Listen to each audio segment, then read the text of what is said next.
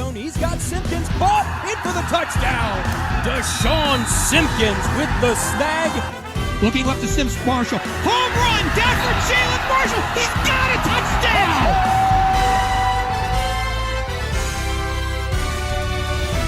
Good evening from Lakota East Stadium. I'm Geoff Kim. Kyle Decker to join me in just a moment. Mason a week ago doubled up on Fairfield on opening night, 24-12. Meanwhile, the Thunderhawks lost a tough one to Sycamore, 34-31. So as we bring in Kyle for this one, let's talk about the importance of week 2. For Mason, it's a chance to get on a winning streak. For East, it's a chance to right the ship. You're exactly right, Jeff. It's often been said that the biggest improvements, as you mentioned, is from week 1 to week 2 in high school football. And the idea is that with the opening week jitters behind, coaches and players are able to make critical adjustments from watching film or at practice and looking better for their second opportunity against real competition. As the old adage holds true, if it does tonight, then we should be in line for another GMC Instant Classic. Absolutely. And typically when we talk about man-to-man, we think about defense in basketball. Tonight for the Thunderhawks, man-to-man will refer to the quarterback-wide receiver combo that hooked up for a couple scores last week. Absolutely. TJ Kathman to Jack Hartman. Man-to-man. These guys were 2 for 2 for 82 yards and 2 touchdowns. Very efficient between the two mans. Absolutely. It is the Thunderhawks and the Comets. We'll take a break right here. When we come back, we'll get you the starting lineups in the first quarter when we return. This is the GMC on Chatterbox Live.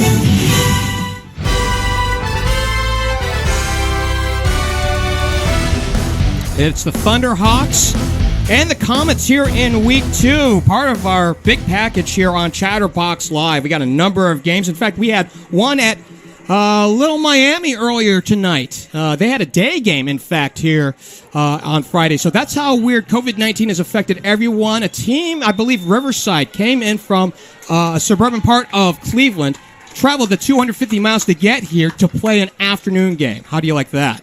Get in where you fit in, or vice versa, right? It's just time to play football, and but there is nothing like Friday Night Lights, and we're about to experience here at Thunderhawks in Lakota East Stadium. Mason will receive their return men. We expect to see Jax Hutchinson and Jax Orlando. I believe, actually, instead of Hutchinson, we'll see Brady Camello out in the backfield as the dual safeties. The kicker on the other side, we expect to see Trevor Hoffman for the Thunderhawks. And if that's a familiar name, well, you know, he's named after, I don't know if he's named after a Baseball Hall of Famer, but that's a good name to have if you throw the ball. So here we go with Hoffman, and away we go here. And Liberty Township, it's taken on the near side, 10, 15, out to the 20, and out towards the 23-yard line. And that's where we'll start, 1st and 10. And now we get to see the big left tackle, Paul Rodriguez, commit to Kentucky, come out on the field. And Nolan McCormick, as we mentioned last week, had 129 rushing yards. And just to restate, 2 touchdowns, 1 rushing, and 1 throwing. How can they stop Nolan McCormick as a Lakota East defense? They're going to rely on a guy named Jordell Smith. Is going to be a big key there, number 3 here for the Thunderhawks. Well, starting off tonight, it'll be Michael Molnar at quarterback. 3 for 5 a week ago for 32 yards. He did throw for a touchdown. He's got a rating of 179.8. He also ran the ball 8 times for 30 yards in that ball game. So the first play from scrimmage, it's a motion tight end and flex him to the right. Pass comes out to the far side, incomplete, out at the 32-yard line. Let's give you the starting lineups here. Nolan McCormick starts at running back. Michael Rule, Eli Jordan. We'll see Kobe Lewis as wide receivers. We don't just see Matt Starks at a tight end spot. The offensive line includes Paul Rodriguez, Jackson Petroselli, Nolan Ekoffey. Skylar Horn is at a center spot tonight. We're looking for a 4th one in there as well. So just on by here. A few seconds here. 11:52 left to go, and we're just getting started here in Liberty Township. 2nd and 10. Quarterback will take it himself for a few yards. Defensively on the other side for Lakota East, it's a 5-man front with Jordell Smith, Nate Rosario, Kevin Corneau, Caden Hibbard and Jaden Palmore-Lett. The linebackers are Charlie Kenrich and Justin Katona. The defensive backfield, Caleb Van Hosser, Jason Hartlinger, Ashton Reap, and Kyle Poppy. So 3rd and long. We'll call it 3rd and 7 with just about 30 seconds gone by here in this one. So big first series here to convert 3rd down, 3rd and medium, 3rd and long. Let's look for a slant or maybe a hitch or a post here. McCormick in the backfield, left of the quarterback. Quarterback looking to throw, and it is too tall. Incomplete, out of the 35-yard line. This will be 3 and out here on the first drive for the Mason Comets. And they threw a slant there. That's why I thought they might throw. They did throw, but they just couldn't convert. It was open. So those are things that they're going to have to pitch and catch and convert on 3rd downs to win this ball game. They'll punt from their own 27 after having gained just over 3 yards here on this drive, and they'll have to punt it away with 11:05 on the clock. And it'll be a first opportunity for the Thunderhawks. Trying to see numbers, and we've got a sun directly in our eyes, so we're trying to see who is in front of us here. It's good for sunbathing, but definitely not good to call a game here, Jeff. Absolutely. Nick Rabin is at his own 35-yard line. And something to notice as well, Noel McCormick is their punter. And that's, we saw at week 1, we had the opportunity to call Hamilton and Princeton last week, and watching film last week with Mason and Fairfield, there was a lot of special teams plays. And putting the right athlete in the backfield in conversion is a big deal as well. Look for, I don't think they'll run it here, but a fake punt you might see throughout the game with your best running back and best athlete back there. Absolutely, and of course he's quite an athlete. Maybe to your point, right, a little early to think about trickeration, but he is capable there as he calls for the ball from his own 22 after a 5-yard mark-off. It's a low-hanging punt that drives forward across midfield, and there will be no return on this one. It'll die at the 44-yard line. So nothing on the return after a punt of 34 yards. Now coming out will be the Thunderhawks offense. Jeff, with a triple option offense, you're going to have to stay disciplined on as a Mason defense. It's all about keeping your eyes on your assignment, playing disciplined, standard football, and it can be a very difficult offense to stop if you do not be disciplined, that's for sure. Their quarterback is T.J. Kathman, 6'1", a junior, 4 for 4 a week ago for 125 yards. He threw for a couple of touchdowns, no INTs, obviously, with a perfect rating, 527.5. And he'll keep it left and get very minimal yardage, maybe just a yard. The running backs tonight, we'll see number 5, Charlie Kenrich, number 20, Josh Thornhill, and number 26, Tavier Lugo Flowers. We'll see Jack Hartman at a tight end spot, John Scott as a split end. The offensive line, as we'll wait for that, Austin Sierraveld at left tackle, Luca LaRubio at the left guard, Bryce Boatrager at the center, Aiden C. Reveld at the right guard, and Owen Up, the right tackle.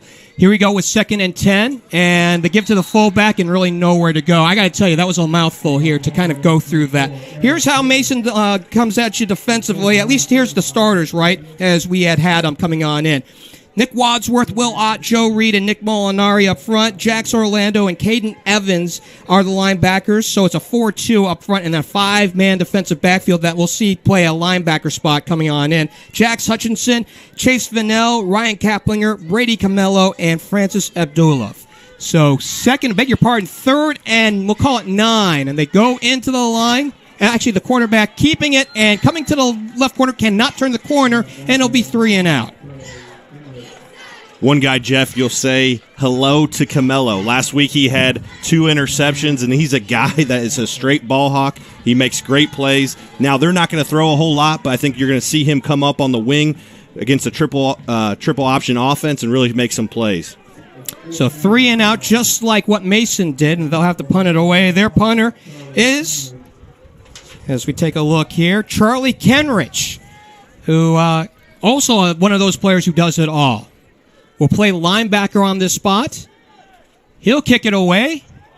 And this one, a high floating kick that will sail into the end zone on a bounce touchback.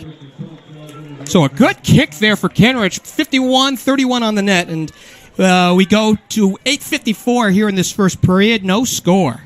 he was a guy that Jeff and I had the opportunity in pregame come down on the field, and he looks the part. He is the part. Great overall athlete. Another guy, once again, that both coaches decided to put great athletes in the punter position. Really gives them an option to convert if they need to. So 1st and 10 for the Comets here as, again, as we mentioned, Brian Kastner is in 11th year. I mean, this is a guy that took them to the playoffs last year after a slow start, and they got off to a good start here a week ago against Fairfield, who teams expected to be towards the top of the division. Here's a slant route, and it's incomplete out at the 30-yard line. So some loose fingers out there initially to start off the ball game for the Comets. Really nice ball there. Another opportunity to convert a slant, something we saw quick, and I think they're going to continue to go at it as long as it's there. The corner's on the outside shaded. There's a pocket right there, 3-step drop, put it right in. They just got to convert. A week ago, Mason Mattingly had taken the start for Mason.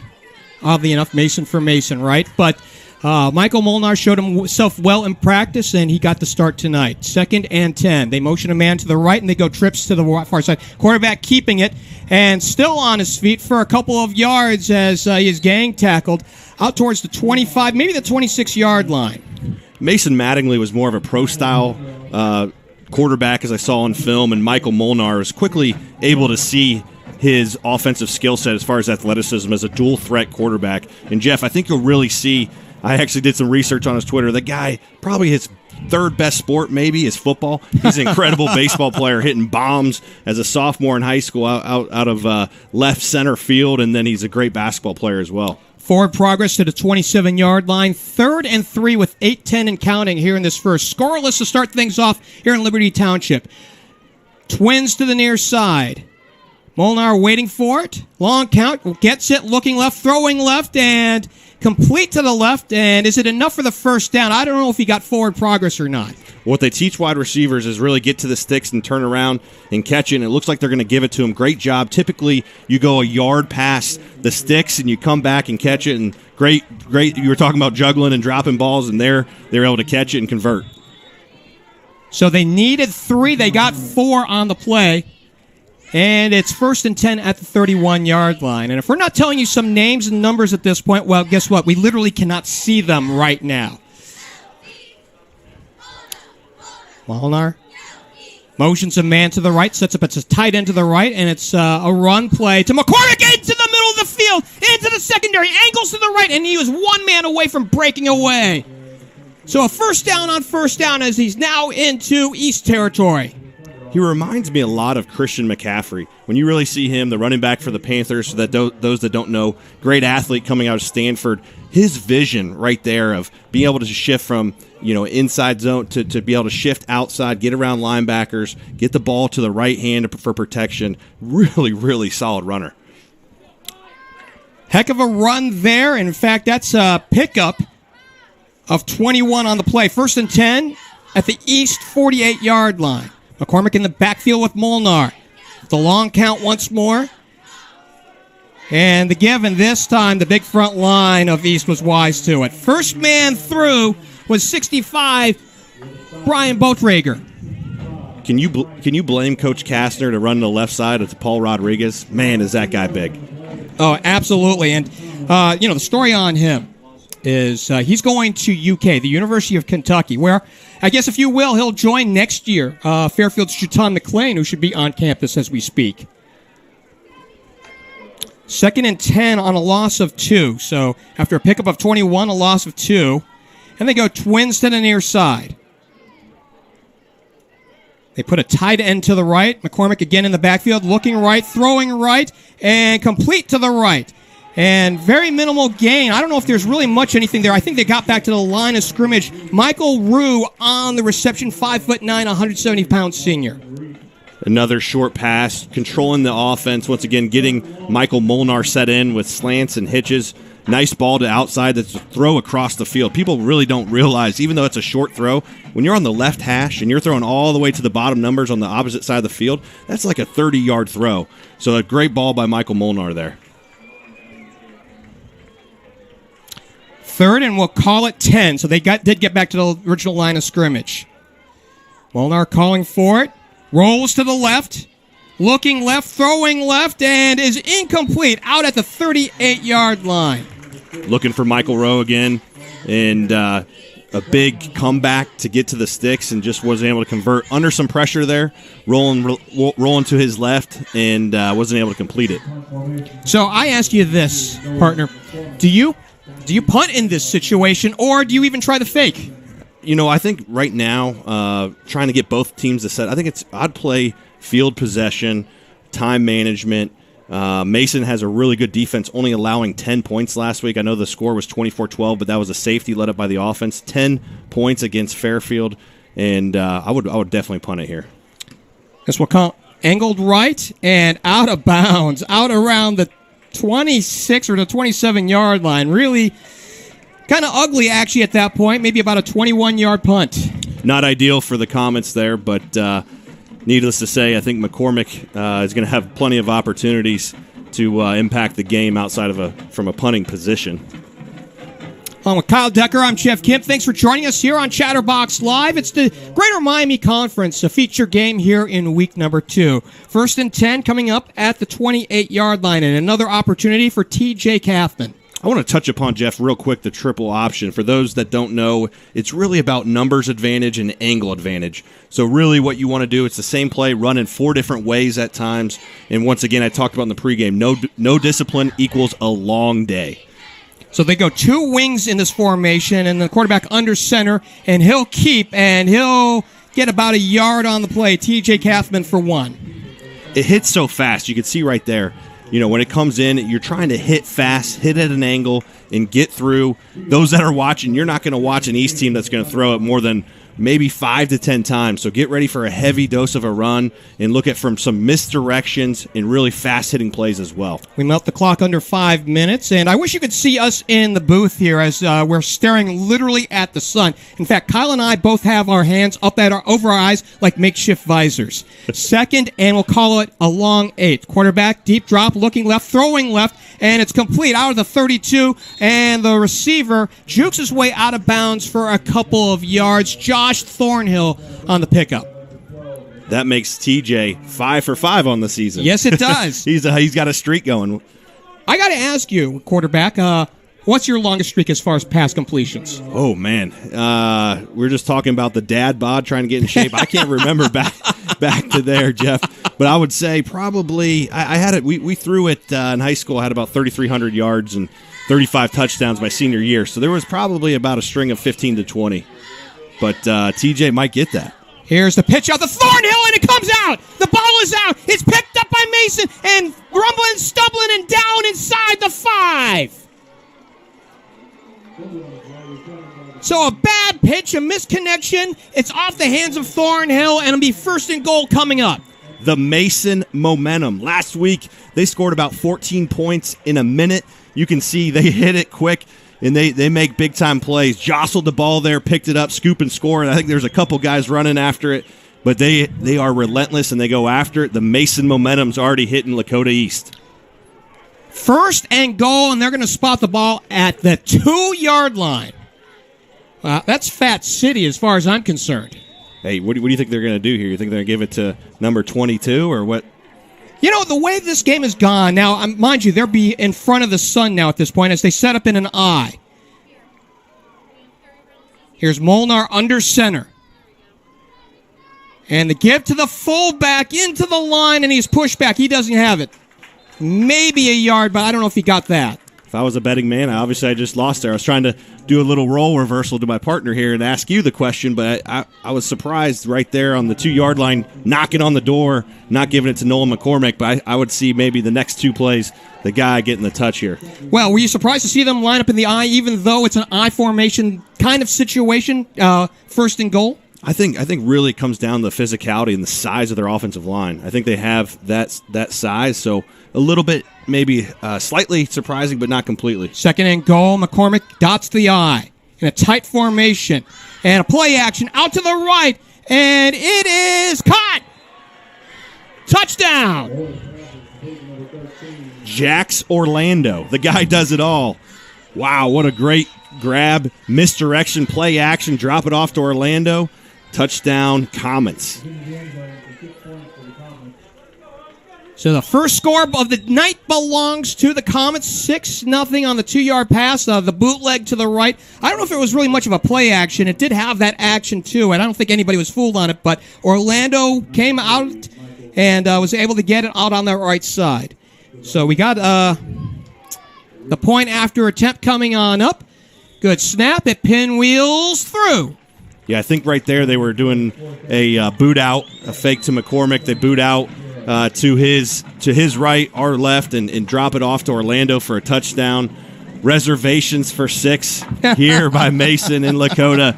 Those that don't know, we bring the electric energy on the reservations, as we call touchdowns with this group here with Jeff and Kyle. So happy to already have a score there. Sure. Michael Tymitz, good on the point after. The drive went 2 plays, officially took off. As we do a quick count up, 47 seconds off the clock. Of course, again, 2 plays. The connection from the quarterback, Michael Molnar. That's his 2nd touchdown of the year, and he finds Jax Orlando, and that's his first catch for a touchdown this season. Point after is good. 7-0 on a Sunsplash Friday night here in Liberty Township. Still doesn't get any better. We might be blinded by light, right? Isn't there there's a song, Blinded by Light? You remind me of music last week. It's not my specialty, but whether we can see or not, these kids are playing football, scooping almost a score, and then finished off by a dump down to Orlando. So here's a short kickoff taken, lost out at the 20-yard line. And the return man was quick to jump on it, Caleb Van Hosser, and it's 1st and 10, just about the 21-yard line. Special teams, special teams, special teams. We talked a lot about it last week.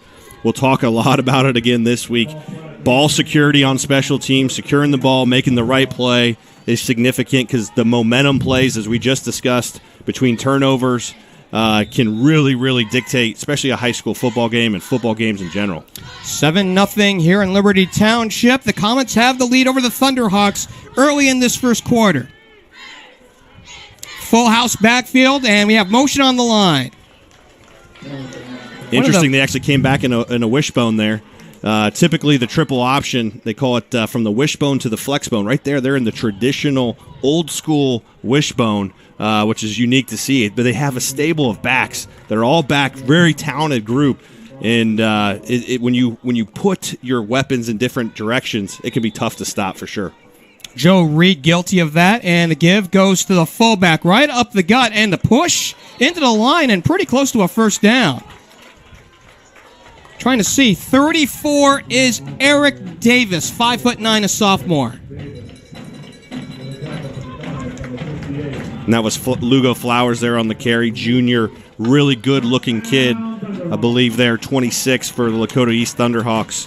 Really a guy I think they're going to get involved tonight even more than they did last week against Sycamore. Could have sworn that was 34. Beg your pardon, and it's 1st and 10 nonetheless. 1st and 10 at the 33, still in the wishbone. And it's on the ground again, and they'll have to cover it up for a loss. No gain on the play at the very least. Now, we'll see who has it. Still, they're trying to unpile it.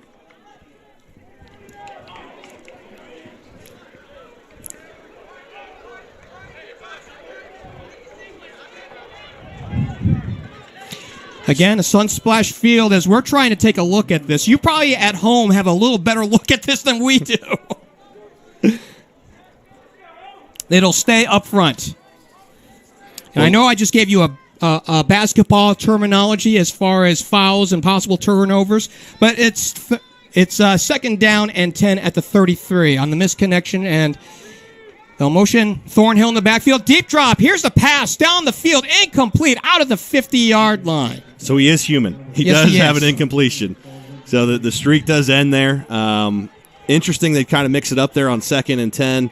Trying to, after living on past a potential turnover, they try to make a direct hit right there down the field. You know, as soon as we talked about basketball, the intended receiver, Charlie Kenrich, who was a forward on this Lakota East squad who went to the regional semifinal, actually won the regional semifinal. They were set to meet LaSalle for the regional final, and then COVID-19 hit officially and shut down sports in the state of Ohio. 3rd and 10. I'm starting to think you might be one of the best gurus at high school basketball there might be around here. You know what? It's like, I got to tell you, I'm not even the best basketball mind in this booth, and I'll tell you about that in a second. Quarterback moving left, on the move, and taking it up front for a few. He got as much as he could, and then he was met pretty well there. First man to meet him down there was 65, Joe Reed, the big man at 329 pounds. And I think, Jeff, he was one of the guys that caused the fumble the previous play. Did you see him moving right there? Holy cow. Joe Reed, 6'4", as you said, 329. Last week had 2 tackles, 1 solo, and assist. He is a difference maker. Look at Charlie Kenrich to punt out at his own 23. Good snap. The kick is away. A high arcing one again. And they'll call for the fair catch out at the 35-yard line.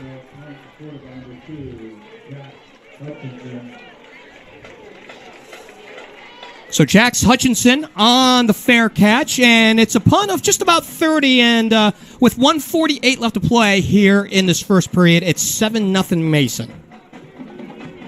So are you saying our leader in charge here, Trace, is the best basketball player, or what's going on? Well, he's the best basketball player in this room, that's for sure, right? Now, I did see this young man fill it up. Now, you know, in fairness, all of you guys here in this booth are young men to me, so I'll have you know that. But, you know, and I did get to find out today that you, my friend Kyle, are a young pup. That's for sure. Oh, man. You are week 2. You're already trying to bubble me up. Don't worry, audience. In the second half, you'll see him come at me pretty hard. That's a typical Geoff Kim move. I learned that last week. He's positive, and then he comes at his partner in the second half. He was already trying to replace me with Trace Fowler. So, well, you go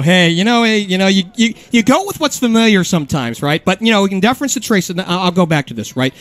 Trace and I had partnered up all through the entire basketball season last year, and I don't get through those games without him. So that tells you exactly how well he does in the broadcast booth.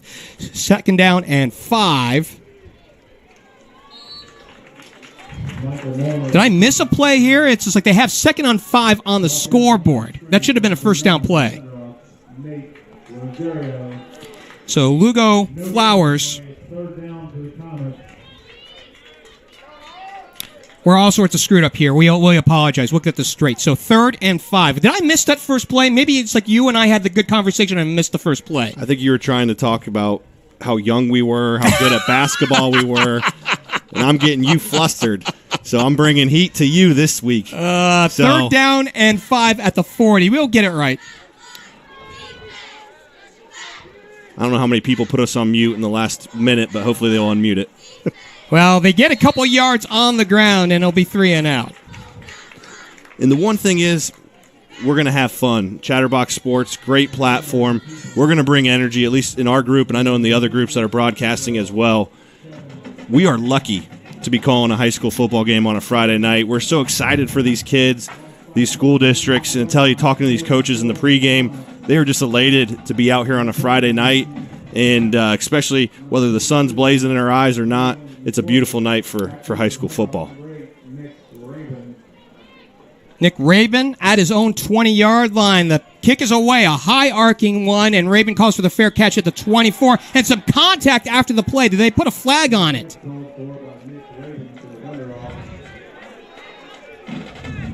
No flag as far as I can tell. And something, if you watch Mason week 1, if you're a frustrated Mason fan, a Comet fan that didn't watch them week 1, and week 2, don't be flustered yet. Don't worry. I know they're up 7-0, but last week it was 5-3 late against Fairfield in the 3rd quarter, and they came back on a run and put 14 points up in about a little over a minute. 14.8 seconds left to go here in this first period. 7-0 Mason. We expect this to be the final play of this first quarter. Fast moving here. A lot of punting so far, but because both teams are primarily run-oriented offenses, we come to expect that. To give to the fullback up the middle and into the secondary, a first down on first down.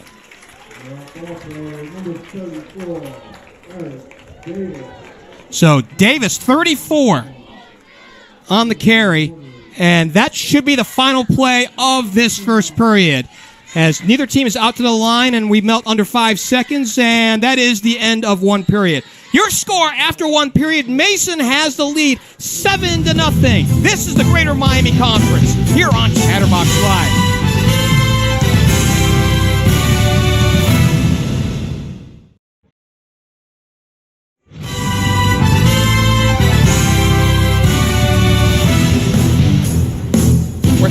12 minutes of this ball game, and through 12, it's Mason 7 and Lakota East nothing. Along with Kyle Decker, I'm Geoff Kim. Thanks for joining us here. It's the GMC on Chatterbox Live. So we switch sides of the fields, and I got to tell you, right around that 50 to 40 yard line that's right in front of us, because we're pretty much nearly at midfield, we are just, like you said, blinded by the light. We're referencing a Manfred Mann song. By the way, as we get to this here, as they give off the wing and maybe a couple of yards on that play. Let me ask you this. Do you know who wrote Blinded by the Light? See, I thought it was Elton John. Blinded by the light. No? No. He didn't write it. You did get the song right, but he didn't write it. Okay, well, you're picking on me again. I have no idea about music. Help your partner out. I'll give you a hint. You can consider him an employer or even the boss of everything. Quarterback. Someone roll out, throwing to the right, home run to the right, incomplete, out at the 35-yard line. Intended out there for Lakota East for Brandon Elliott. Someone tweet at Chatterbox Sports. Help Kyle Decker out on this answer. Please get involved, get engaged. I can't handle this all night. I need someone on call, a.k.a. tweeting me answers to help me out here, because Geoff Kim's going to be picking on me in music all night long. Well, yeah, I will tell you this. So the song was performed, not written, but performed by the group Manfred Mann, who about 12 years before did the song called Do-Wah Diddy. Do you remember that one? I do remember.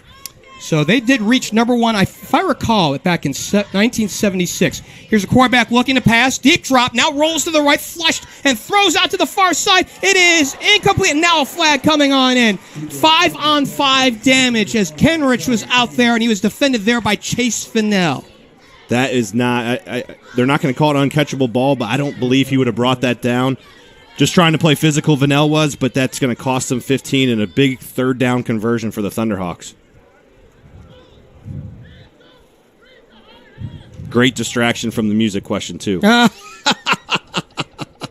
Thank you, Thunderhawks. Appreciate that. Tonight's head official is Chris Hill.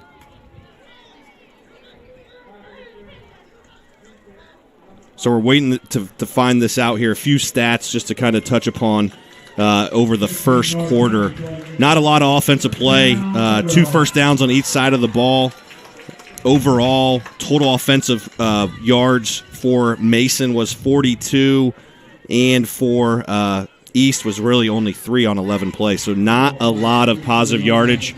I look for that to change here in the second half. So they moved the ball quarter on the pass interference call, and it's 1st and 10 at the 44-yard line of Mason. East is down to the Comets, 7-0. Quarterback under center, the give to the fullback, and a couple of yards off that right tackle. So it's Davis again, beg your pardon, Davis again, and the first man to meet him. Again, we mentioned his name quite a bit at 65, and that's Big Joe Reed at 329 pounds. Big Joe back in again. The one thing I was going to say, lots of optimism for a Thunderhawk fan here. When you think about there's a lot of young players that are coming up through that have a ton of talent. Really, really seeing it already in their backs for sure. 2nd, and we'll call it 6. The give, up the middle to the fullback, off right tackle, and pretty close to where he needed to be for the first down. So Kenrich with a big give, and he didn't have much of a game a week ago. He spent so much time at linebacker that they only gave him a couple of carries. He moves the chains on this one, a pickup of 6 officially, and 1st and 10. If you think of all of the different backs they have, we recently called 34 Eric Davis. Yeah, that's not Eric Davis for the Reds, an old-timer there. He's a sophomore, 5'9", fullback. He looks really good amongst Kenrich, Thornhill, Lugo Flowers, and Smith. They go wing T here in this one, and the quarterback keeping it off the right end, across the 30. He has the corner for a couple more yards.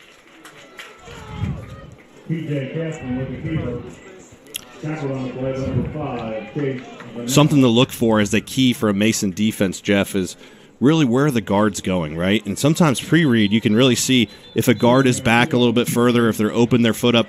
A lot of times in the triple option, where the guards are pulling obviously is going to dictate. That's why they say get your eyes on your assignment and really watch where the guards are going. That's going to really dictate oftentimes where potentially the ball will be going.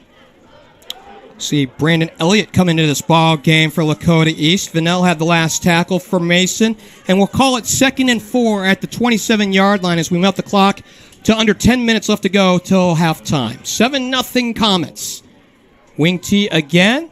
And they go reverse pivot up the middle. And it's Kenrich again for another first down. Out to the 15-yard line. And they're in the red zone for the first time. Charlie on the move. Seeing Charlie Kenrich, number 5, pushing it down the field. Big physical back. Big guy. So you want to know how physical Charlie Kenrich is? So if you go back to basketball season, and he would kind of come on in for Alex Mangold in certain situations. Alex was the big pivot, so they played him at a forward spot. So Charlie would come in, and occasionally when he would play Alex's spot in the lineup, they would set him up on a high right side, just over the half-court line, and a point guard would run the defender right into him, and it'd be a wall block there. And not much there on the running play to the right. 34, Davis again. Yeah, when Kenrich graduates from Lakota, remind me not to play pickup basketball with him. That sounds like a terrible situation. Well, I will tell you this, right? Kenrich is a junior captain on this team. That doesn't happen very often. Yeah, that's a great accomplishment for a young man like Charlie Kenrich to be given that ability to be a captain as a junior. That often doesn't happen, as you said, Jeff. Twins to the far side, 1 yard on the gain by Davis. Davis is in the backfield. And the pitch out, it goes to Kenrich, and he is wrapped up. Great job on defense by number 8, Sam Wells, 5'7". They list him at 125. If he's 125, then I think I got to be about 125 as well. Yeah. I think he might be packing a little bit more punch out there, but great play. Way to shoot through. Really came in. Great tackle on a big guy like Kenrich. Well, you know what? We have double numbers at 8, so that is Cameron Ashurst and not Sam Wells, 6'2", 199. Well, that's a little bit more like it. Yeah, that's a lot more like it. Definitely came up either way, made a great stick there. 3rd and 9 at the 15-yard line.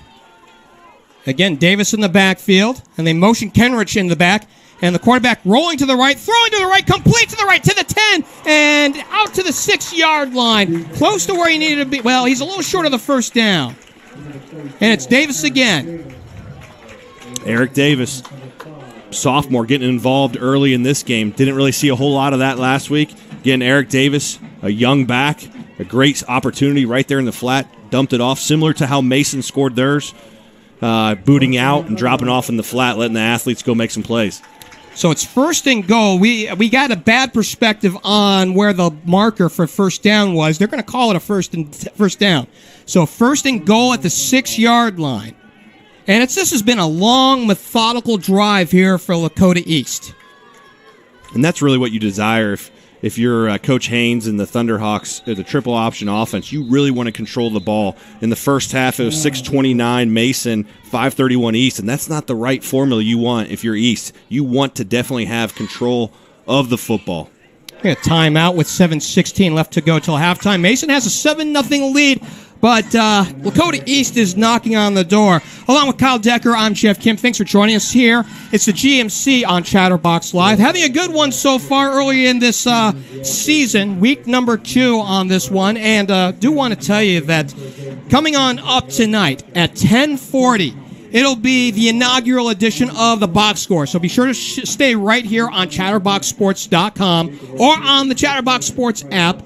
It'll be the Mighty Mouse, Reed Mouse, to take you home with highlights and scores of everything around the league, especially including our game tonight. We need Reed to give us an analysis of Kim and Kyle, how we did. Do you think we can get that in the inaugural show, or what? Well, I hope we get a passing grade. It's funny. We have a group chat that we occasionally communicate through, especially through the play-by-play announcers as we await here. So 1st and goal. Davis is in the backfield, and the give. And they're going to stack him up for a couple yards on the loss. And again, is that Big Joe Reed again? Boy, he's been in the middle of everything tonight. So we occasionally chat on a group chat, just to make sure that we're on the same page for things. So I have been known to trash talk Reed on that group chat, and sometimes it is funny, and sometimes you kind of wonder if you're taking enough pot shots where they're taking offense to it. So. But we mean that in good fun. The Mighty Mouse will take you home tonight at 10:40. And the good man he is, and he had a hell of a game. Lakota East and Lakota West in volleyball last night. 2nd and goal at the 6, so no gain on the play. They motion Kenrich again, and the reverse pivot given. Here's a touchdown. A touchdown for Josh Thornhill, and it's 7-6 on the 6-yard gain into the end zone, and a big hole on the reverse pivot. Great drive by the Thunderhawks, and Thornhill is a thorn in the Mason defense. Way to punch it in, and it looks like it's going to be soon to be a tied ball game in the middle of the second quarter. So we're a point after a win, and that was a long, long drive there. As we await the point after. Good snap. The kick is away and right down the middle. Good. We're tied up at 7 on the point after attempt there by Trevor Hoffman. Long drive on that one, partner. That went 66 yards on, I'm counting them up, and I'm like having to count the chicken scratch here. 13 plays, 12 plays, 13 plays. We'll call it 13 plays. 66 yards, capped off by the 6-yard run by Thornhill. Extra points good. Brand new score in this one, tied at 7. In key play, don't forget this, was that pass interference on 3rd down. We talk about key moments and key plays. If you think about that, what extended that drive? Great playing by the Thunderhawks to continue to move down. That was a big penalty to come back and say that really prolonged that drive, and way to capitalize once again. When there's penalties, when there's turnovers, you have to capitalize, and right there the Thunderhawks did. By the way, on our schedule tonight as we speak, Coleraine at Oak Hills, Hamilton at Lakota West, Mount Healthy at Edgewood, Mason at Lakota East, Middletown getting their first game on the way tonight at Fairfield, and Talawanda at Harrison. And they got a brand new field out there at Harrison High School. I think they resodded and everything in the offseason. 6:27 left to go till halftime on a sun-splashed evening here on a balmy September night. Balmy to say the least. Last week we were, it was very balmy, and another balmy night the next week. First 2 weeks, but is that unexpected in Southwest Ohio? Not at all. It's what we expect, and really, you know what, these kids are used to, you know, as we all say, right? It can be 90 degrees one day and 50 the next. Who knows? So they set up for the return. Mason does. And here's Hoffman pinwheeling this one, and the kick drops dead at the 20, and it's taken by one of the upmen out at the 20 to the 25-yard line. So a minimal gain on the return. I think one thing I saw online, Jeff, that Mason takes a lot of pride on is each year they call the team a number. This year it's Team 59. And really what they, in LGL is another acronym they use, but Team 59, this is a big year. And I'm throwing a bold statement out here. Mason could run the table the first 4 weeks.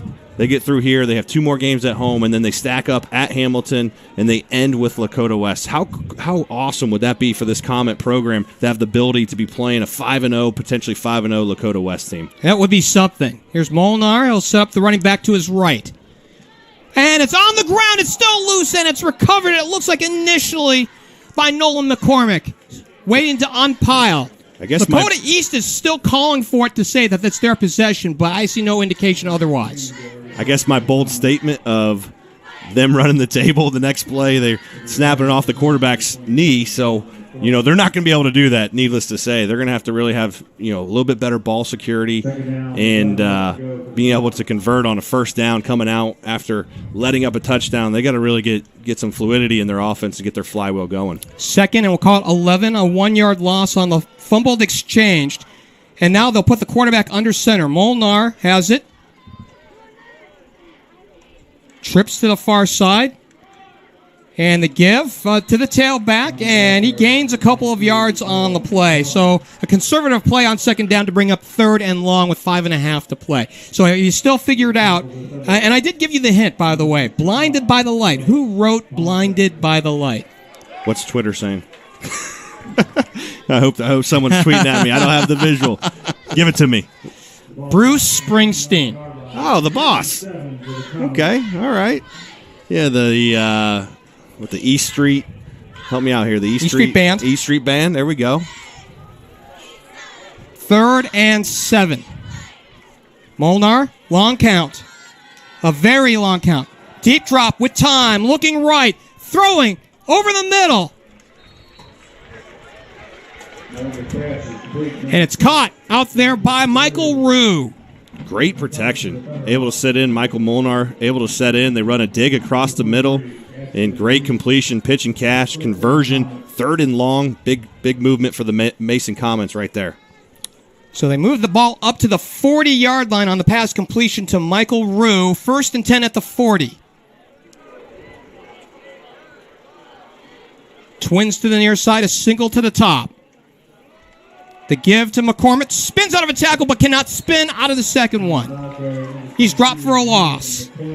In the pregame, I talked about adjustments from week 1 to week 2, right? The biggest adjustments.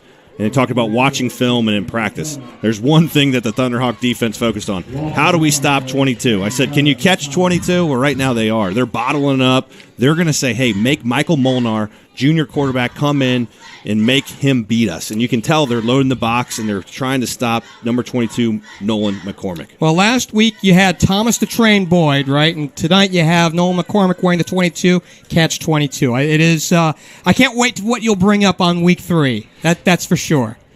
I was searching hard this week. In our pregame, we were looking. We got some good ones. As we come through, one guy I'm loving the call is Big Joe, right? Big Joe on the read on the Mason Comets side, and we're going to find someone here on the Thunderhawks as well. Got a timeout on the field with 3:45 left to play until halftime. We are tied up at 7. Along with Kyle Decker, I'm Geoff Kim. Thanks for joining us here on Chatterbox Live. The Greater Miami Conference in full effect. Everybody's playing. So a week ago on opening night, as we had a couple of teams one team that didn't get to play, and that was Middletown. They are finally playing again tonight.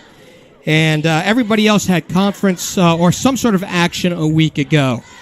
We had talked about Coleraine being shut out last week by Lakota West. That broke a long winning streak by the folks out there in Coleraine. And, you're talking about a point where Tom Bolden, who had a just unreal streak out at Coleraine, and leave it to him to be the one who takes Coleraine out of that GMC streak. What a story, right? Almost made maybe at some parts national news. I mean, that's an 83-game win streak in one of the best public conference schools in the state of Ohio and really in the country. Great story. Motion a tight end to the right. He gets the ball. Actually, it's 11. 11 is Eli Jordan. I believe that's his first catch. 6 foot tall, 193 pounds, a senior. Let me put this back. The rookie put it back on the vet here, Jeff. What makes you covering Coach Bolden's career, through the last couple years especially, what makes Coach Bolden different? I believe its ability to, not that other coaches don't trust youngsters, but he did start his son at quarterback last year as a freshman. So if he sees talent, he's going to put it on the field. And I think that plays well in every locker room. 3rd and 5, roll left. Quarterback keeping for the first down, out to the 50-yard line. A great job on the move from Michael Molnar. Did not see anything downfield and kept it to the left, and he moves the chains. Molnar with his feet, right? The dual threat quarterback there. Hurts him with his feet. He sees a space. He pulls it in and converts on a big 3rd down conversion there. 1st and 10 right at the 50-yard line with 3:30 left to play here until halftime. We're tied at 7. We had a long drive, a 12-play drive for the Lakota East touchdown. We'll see if Mason can answer back in kind. 3-step drop, faking left, throwing, home run to the left. It is caught out at the 15-yard line. Dropping dimes, 7-6 down the sideline. Puts it in a great spot, brings it in almost like a center fielder, right? We talk about Molnar throwing a baseball. He drops it right in the breadbasket there of Michael Rue. There we go. 33 yards on the connection.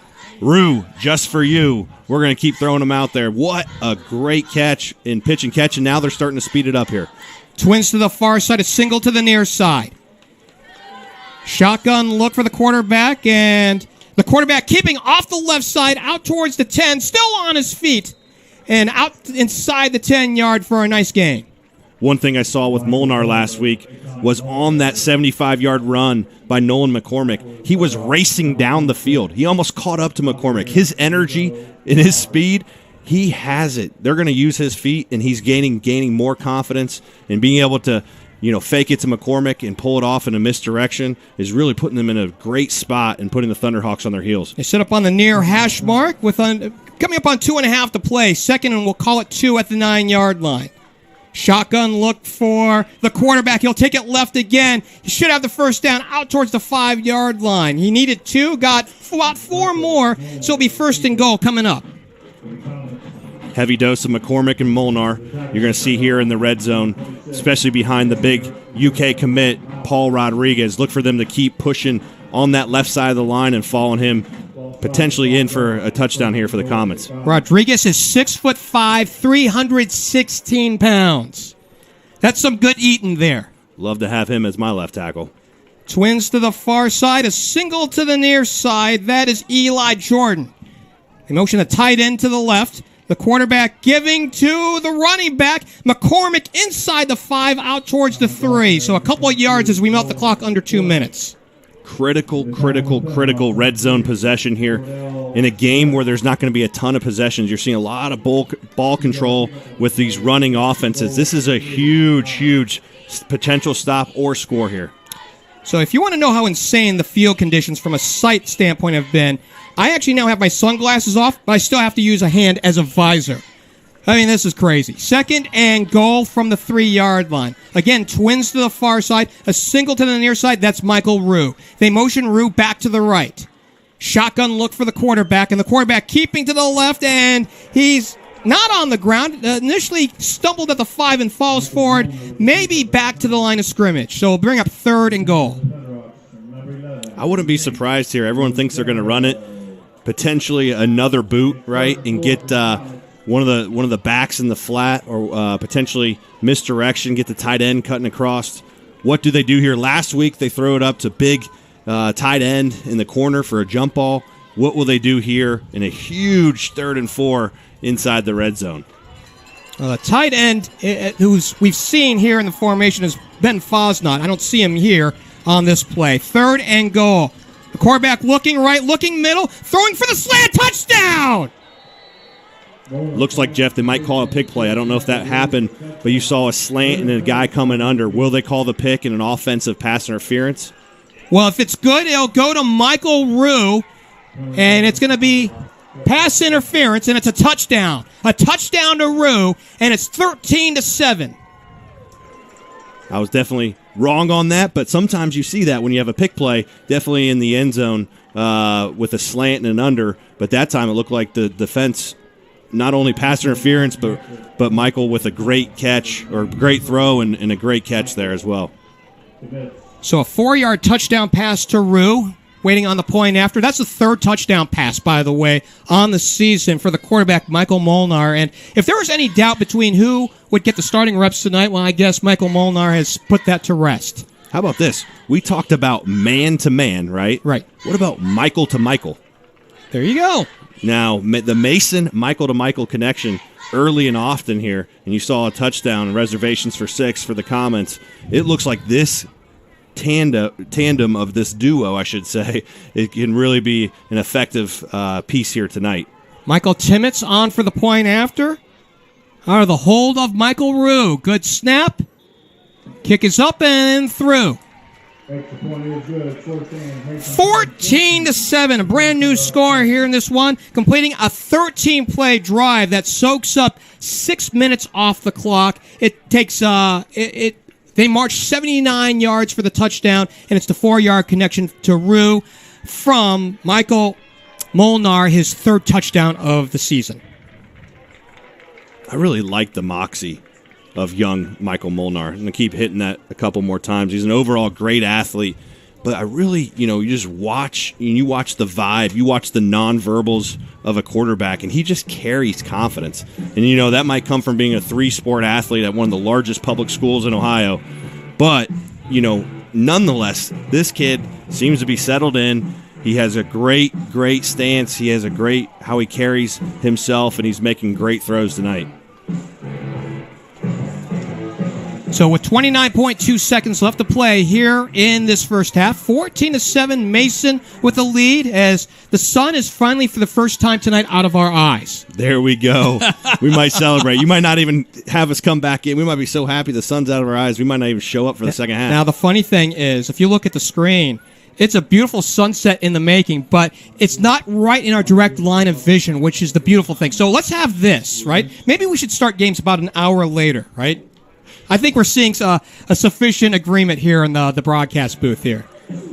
Let's send a petition to the GMC. Say, hey, Chatterbox Sports, especially the duo of Geoff Kim and Kyle Decker, we need the perfect conditions to call a game. I don't know how that's going to fly here in Southwest Ohio football. Let's look at some leaders while we have a timeout here around the league. Mekhi Lynn, after 1 week, led the league in passing with 191 yards. Of course, you and I saw him a week ago over at Hamilton. Jordan Lewis in tackles. We saw him as well for Hamilton. He had 13 total tackles a week ago. Rushing yards, William Ingle at Sycamore, 199 yards. He nearly had 2 centuries a week ago.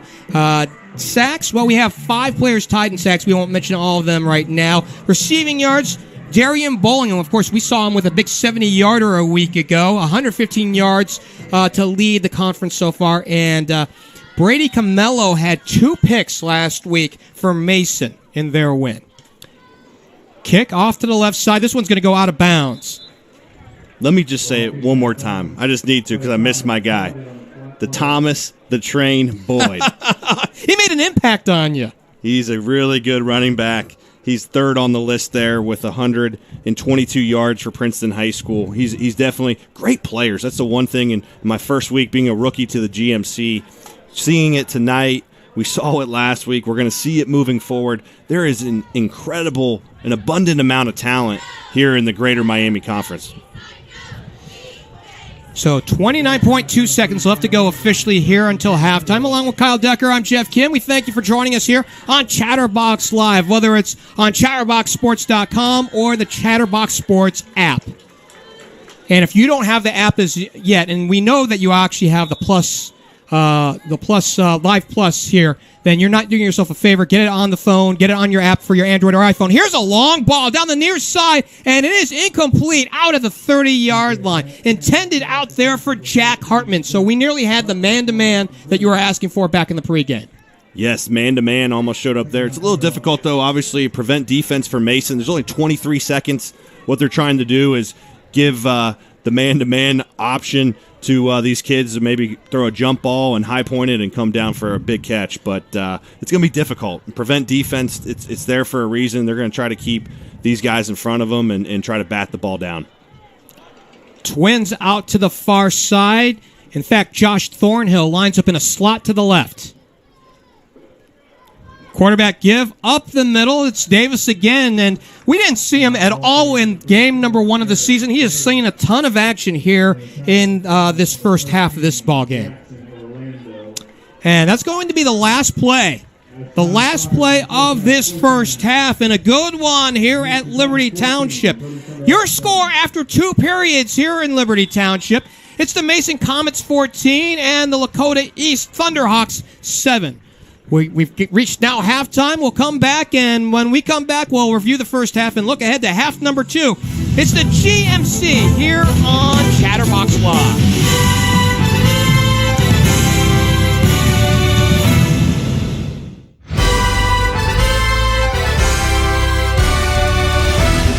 Glad to have you along here on Chatterbox Live tonight. Mason and Lakota East.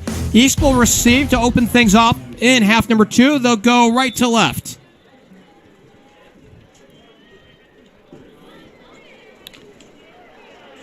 Pinwheeling kick short. Out at the 23. It's fumbled again, and it's picked up out to the far side, and the return man is snowed under. He had it at the 23-yard line, and looks like Nathan Rosario had it, and he lost a couple on that play. If I'm Big Joe, I'm wondering why I don't have a scholarship offer at the Division I level. This guy is a load. He's fast. He's quick. I think he's going to come on the radar. He is, to my understanding, not been offered a Division I football scholarship. I look at least the Mid-American Conference, potentially into some of the Power Fives. He's going to be coming on the radar as a big-time prospect, in my opinion. Well, you're right. He's not on the radar yet, but he has made an impact here in this first half. So 1st and 10 at the 18-yard line.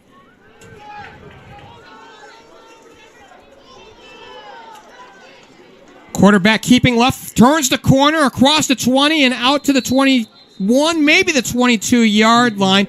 The first man to meet him was Cameron Ashurst to bring up 2nd down. So not only do they have Big Joe, Paul Rodriguez just checked in. How about that? So you're looking at the size up front for the Mason Comets on defense. Looks like they're going to start to insert more Paul Rodriguez in the second half on defense.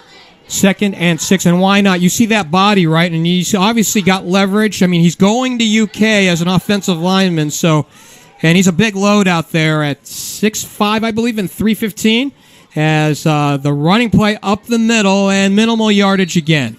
Wonder why, huh? 2 300-pounders up the middle right there. Right. Rodriguez and Big Joe, you got 349 and 315 as they're listed on the roster. That is a defensive interior college defensive line, and quite frankly, sometimes in the NFL, that's about the size and scope of those guys as well. So Kathman checks in on the sideline, comes back out. His Hartman out to the right. Scott's out there too. 3rd and a short 3. And flags on the play before we can get started. The head official tonight is Chris Hill. He's assisted by Antonio Woods, Chad Adams, Thomas Sutherland, and Edward Williams. Being a quarterback, I've always been a critical piece of the refs. I'll give them credit. The first 2 weeks, they've been pretty good. And coming off of, I'm sure with them, they're just facing adversity with their training or some of the different things. The reffing, the first 2 games, the umpires and the refs have done a really well job. So the dead ball sets him back 5, 3rd and 8. And the quarterback pivoting right, rolling left, throwing left, and it's too tall. Intended out there out of the 35-yard line, out there for John Scott. Running another boot and a drag across coming out. Didn't really get his shoulders across. You want to see that at quarterback using that front shoulder as a laser, as I call it. The ball it was airmailed on his behalf, and another 3 and out to start for the Lakota East Thunderhawks, and punt it off here to McCormick.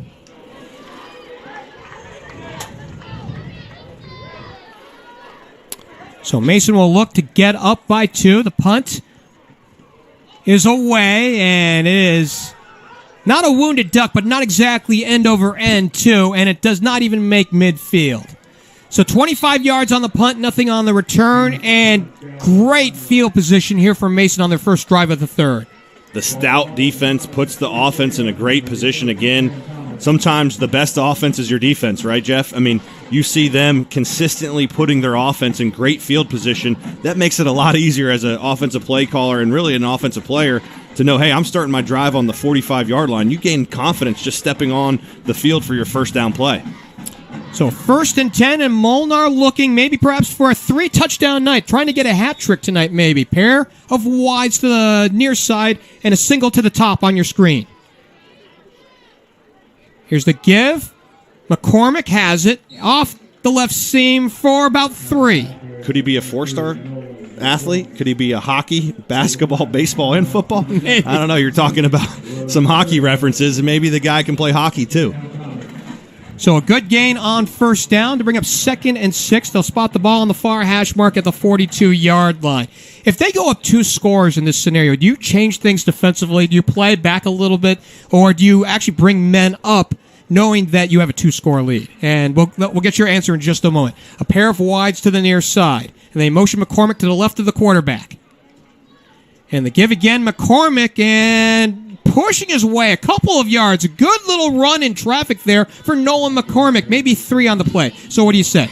Yeah, I think in that situation, at least myself, Jeff, I would continue to play aggressive. I think the defensive backfield for Mason is extremely strong with Fennell and Camello amongst many of the others they have, and I would continue to play aggressive and play to win. So I really think if Mason does score here, they go up 2 scores. I think they're going to still see them continue to be aggressive on defense. 3rd and 4 with just under 9 minutes to play in this 3rd. Runner pass here.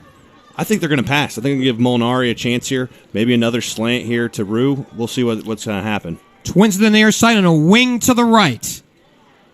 McCormick in the backfield to the right, looking left. 3-step drop, and is it complete? Out at the first down marker. It is a catch. Out at the 35-yard line. Why not, right? High possession play. It's there. They're giving it to him.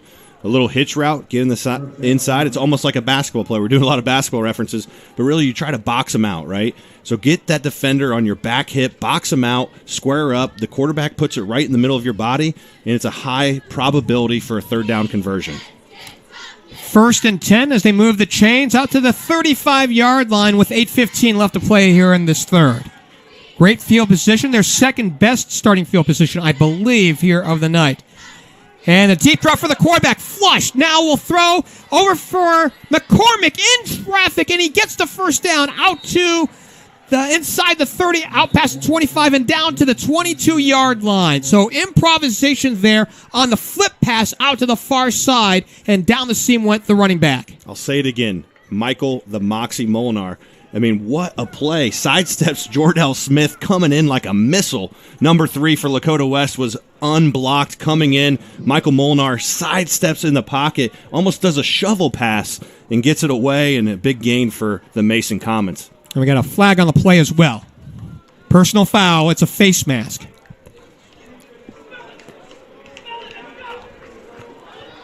So they'll tack on and they'll push the ball up towards the 11-yard line, so half the distance on the play.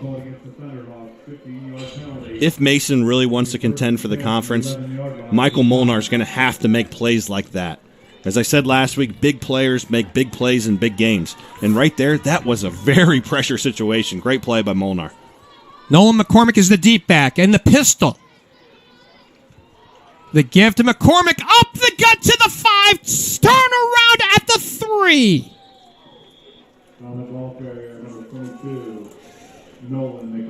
That was inspired by that front line for Mason on a pickup of 8. But will they bring it back? And it's a false start. Well, that negates the big play there by McCormick. So you're familiar with the whole notion. I think we might have mentioned it last week. 2 steps forward, 2 steps back. Yep. Yeah, I think that was one of those where look back on film and a false start on a play that really was a big gain inside the red zone is one of those you just want to avoid. You know, especially as a player and a coach, those ones you look back if they don't score here and you say, man, that hurt. Pair of wides to the near side. They'd motion a tight end to the left. Motion on the line. And again, 2 steps forward, 2 steps back. They're doing the do-si-do out there. Yes, they are. You know, so when they saw Mark Starks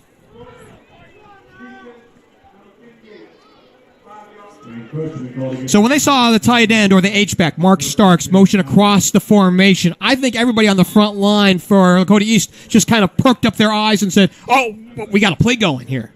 Yeah, definitely jumped the gun a little bit. Anxious to get out there and make a play. They're trying to play hard, but definitely jumped the gun there. 1st and 10 again, back to the 11-yard line. They go tight to the boundary side. Trips to the far side, in fact. And the give, McCormick up the gut to the 5, inside the 5. Good yardage here in traffic for Nolan McCormick.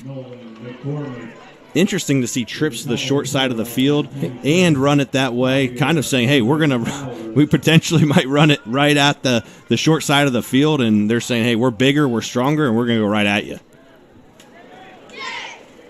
Like you said, we played a little do-si-do with the plays. This is officially, after the penalties, the 6th place. And now they go trips to the near side, the wide side. Molnar waiting for it. He drops it. Now he'll take it himself to the goal line. He's in. Touchdown. His first of the night. His 3rd overall. Number 7, Michael Molnar in the end zone for a touchdown. So the 4-yard run for Molnar on the keeper, a run-pass option. He opted to run, and it's now 20-7. Great job. Wasn't a great snap low, hit the ground, picks it up, and just goes and sniffs it out and finds the end zone for 6.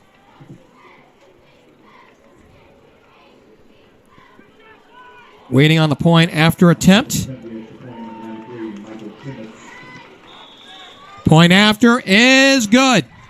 So it's 6:16 left to play here in this third period. Mason has opened up a 21-7 lead on a drive that soaked up just under 4 minutes. In fact, 3 minutes and 49 seconds. 6-play drive that went 46 yards. Molnar on the keeper from 4 yards out. The point after is good. 21-7 is your score. I think it's safe to say that this quarterback job at Mason High School is now Michael Molnar.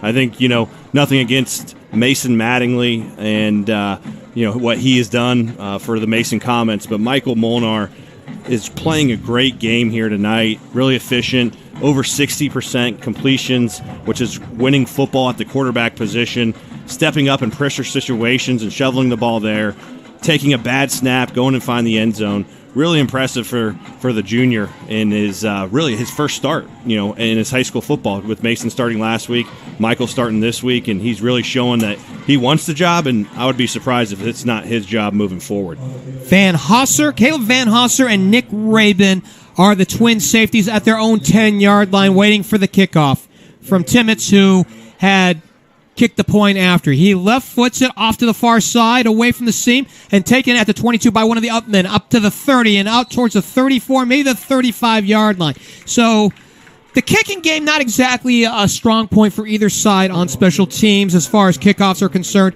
and it's 1st and 10 here for the home team.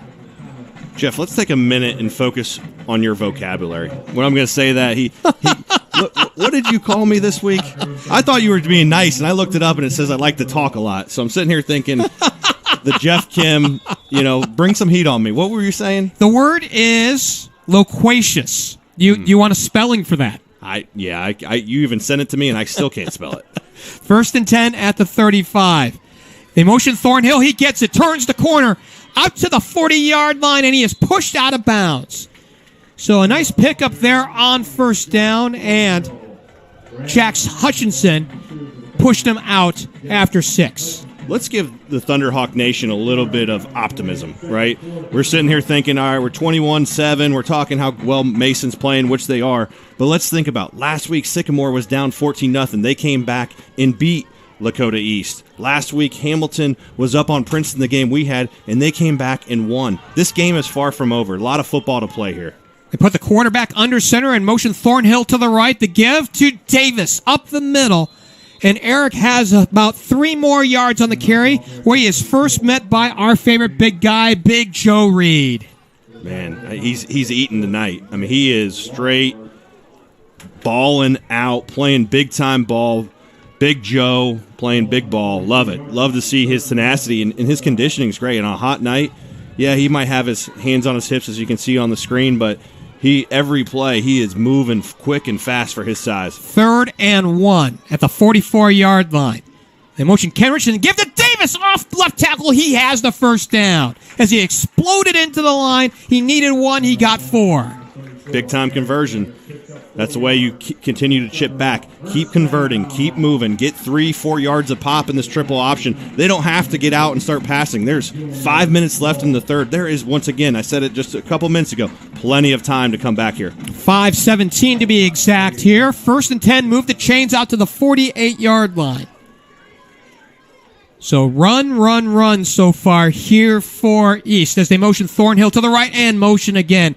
It's funny. Half the team on each side moved and the other half just stood still. Do-si-do. They're not. They're dancing out there. So what's the old line? Is it bow to your corner, bow to your own? Is that how that works? Yes, I should know. I lived in Texas for 7 years, Geoff. I'm a little rusty. I'm rusty on a lot of things, whether it's music or dancing. It's obviously not my forte, but nonetheless, we're seeing it in week 2. We talk about improvements, once again, from week 1 to week 2.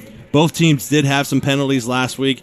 That's another point of focus as you continue on through the year, past week 2, in the middle of the year. They got to eliminate these penalties. 1st and 15 on the motion penalty. And a 3-step, now a 5-step drop. He wants the home run out to the far side into double coverage, and no one's home. Great defense. Way to put himself in between the ball and the defender, getting his head around, or the ball and the receiver. Way to get around right there for the Mason Comet defensive back. Brandon Elliott was the intended receiver on the 9 route. Not much of a 9 route out there, and in fact, that cover 2 out his way had him well covered.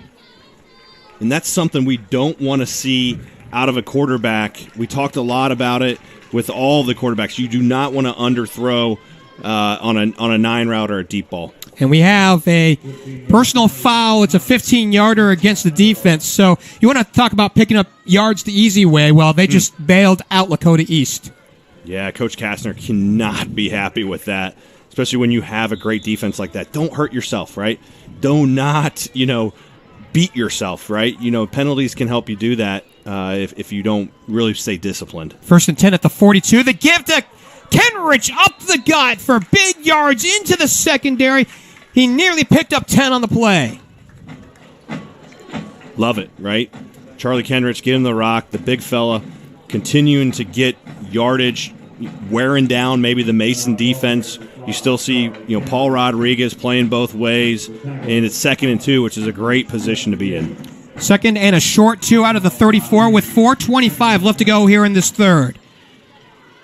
They bunch up on the line, and they motion Thornhill to the right, and they give to Davis, off right tackle, and really nowhere to go. Do want to talk about the precepts of this triple option offense. So Rick Haynes, when he was an assistant at Centerville High School, up my direction, up towards Dayton, he was an assistant under the legendary Bob Gregg, who I believe is an Ohio High School Hall of Fame coach. And he had decided that he wanted to go out to Air Force and understand the concept because he felt like his quarterback at the time would run that offense, that triple option, well. Do you know who that quarterback is? At Centerville High School? At Centerville High School. Kurt Herbstreit. Yes. Herbstreit. Yes. It said Kurt Herbstreit. So Herbie got the benefit of some really good coaching from Bob Gregg and, of course, from Rick Haynes.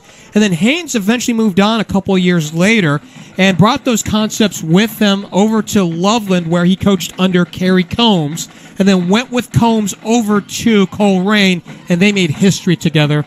Eventually, had enjoyed the 2004 championship. You know who was another Centerville, I believe the Oaks, right? Is that what they call them? So the Elks, the Centerville Elks quarterback outside of Herbie, who I butchered his name. But you know who the other great quarterback from Centerville was? I do. Do you? I think I do. I might. I'll let you answer this one. Considering that you talked with him today, right? Exactly, So yes. Ryan Hawk, who, and if that name sounds familiar to those of you here, right? Ryan is the brother of a guy by the name of AJ Hawk. So believe it or not, AJ was the lower perceived prospect coming out of Centerville. Ryan was a star. He ended up playing over at Ohio University. AJ went, of course, to the Ohio State University and became an All-American. So they motion Thornhill out to the right, and they go back to Davis. And should have enough for the first down. Out towards the 31-yard line, and they'll move the chains. You never know the history lessons of high school football. We're going to drop knowledge nuggets on our listeners. We're talking about Herbie and Ryan Hawk in the formation of how, but you know what? It all comes into, right? It all comes into how Coach Haynes in Lakota East and how he came across Paul Johnson, who has been a great coach, and really how he went to Georgia Tech after Navy and so on and so forth. The lasting impact of Kerry Combs and all of the great coaches that Coach Haynes been around.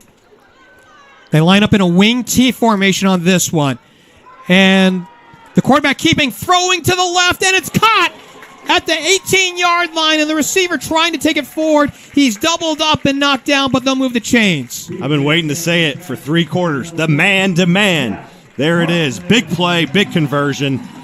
Love to see it. It's about time. So they go man-to-man finally as Kathman goes to Hartman on the big gainer, and they're back in the red zone. 1st and 10 at the 17-yard line. Nice pickup here of 14 yards. 2:47 left to go here in this third period. 21-7 in favor of visiting Mason. Twins to the far side. They motion Thornhill to the right again. And they give it to Davis. It looked like they missed the connection that the quarterback wanted to keep it. He stuck it with Davis, and Davis really went nowhere. That's so key when you say that. In the triple option, you got so many moving parts. Are you taking, are you giving, depending on the reads and where the situation's going.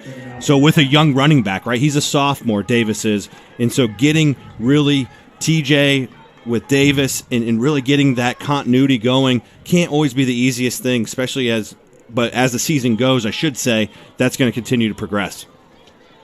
They go multi-wide to the far side, an empty side to the near. And they motion Thornhill back over to the left. And the give, Davis up the gut, off left tackle, and a couple yards and a flag coming in at the end of the play. And our ball carrier, number 34, Eric Davis. Penalty flag on the play. In a little college football history lesson of the difficulty of stopping the triple option. If you look at Army last year, anyone that followed Army, or at least in the early stages of the college football season, they gave Michigan a run for their money, which was really difficult. And you'll see the likes of Navy, Georgia Tech, really the upsets of the triple option that can really put college players with great athletes in bad positions if they don't stay disciplined. So they'll march off 5 against the defense. I really enjoyed it. I was watching triple option videos. Paul Johnson, I never thought a quarter. I love to chuck the ball. I was a guy that threw it 30 times a game, and I'm sitting there watching triple option strategy from Paul Johnson last night. 2nd and 2 at the 9. They actually looked like they went half the distance on that one. And they pile them up there for short gain here on 2nd down. So 1:23 left to play here in this third. A fast-moving ball game to be sure. 21-7 Mason.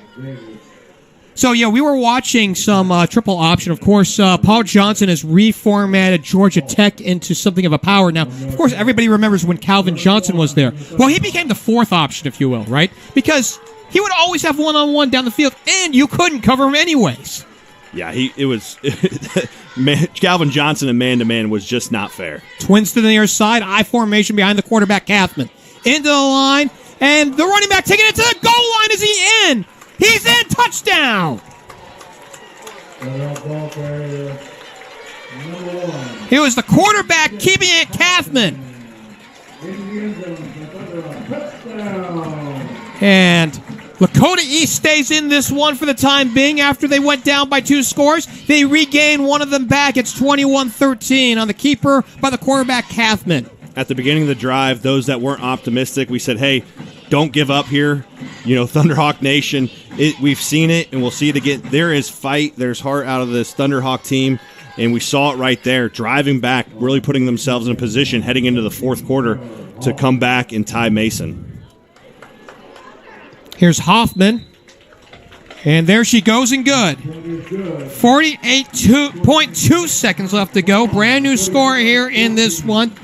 It is 21-14 in favor of Mason, but East has cut the deficit in half on an 11-play drive that goes 65 yards, and it takes up just about 5 minutes and 24 seconds to keep her by the quarterback. Kathman gets his 2nd of the year. The point after is good. Brand new score, 21-14. And let's talk real quick about the offensive line of Lakota. And help me here. I know in pregame you went through that offensive line, and wow, this is a tough one to say. But Austin, I believe Searveld, if I said that accurately, he is a Division I prospect, 6'5", strong left tackle, only a sophomore. Coach Haynes said, hey, this guy is one of the guys on my roster that will be a Division I college football player. And you can really see, we talked a lot about Paul Rodriguez for Mason, but we got to give this offensive line for Lakota some credit as well. Austin Searveld, I believe, is how we go. And he's part of a brother combination, or I would imagine a brother combination, because we've got Aiden Searveld. So, whenever you see the A, it's the same letter of the first name you're thinking, especially they're both sophomores. They got to be twins. It's just weird to see one starkly bigger than the other. Yeah, from 6'5" to 6'1", as you had said. Aiden is the right guard on the offensive line, but Luca LaRubio, I think I can say that one. That roll's okay. He's also making some big plays out there. Great to see it. By the way, I know there were some penalties on that last drive, but that went 11 plays, right? 10 of them were run plays, as you would well expect out of Lakota East. Return man out of the 5, 10, 15, 20, coming near side, out to the 25, out to the 28-yard line. One guy I want to see make some plays here. We saw a little bit last possession. I'll say it again, Jordell Smith. We really need to see him come across from a Lakota perspective and make a big play like Mason did earlier in the first half. We need to see that from Lakota East defense. They need to step up, stop the run, stop the Mason offense, gain that momentum, and head back down to tie the game. 42.1 seconds left to play here in this third period. 21-14 in favor of Mason. Trying to go 2-0 to start this 2020 campaign. Trips to the far side. The quarterback repositions McCormick to his right. So Molnar gets it on a low snap. Gives to McCormick off right tackle. Stumbling his way for a few yards out on that far side where he was taken down by Caden Hibbard. Number 66, Caden Hibbard. 4-yard pickup on the play. Second down as we melt the clock under 30 seconds. Beauty of a sunset here tonight, here in Liberty Township. We know we can't see it exactly on the screen here, but take my word for it. Under 15 seconds, and both teams will go out to the sideline. They'll melt the clock on down and call it a quarter here. After 3 quarters here in Liberty Township, it is 21-7 in favor of Mason. This is the GMC here on Chatterbox Live.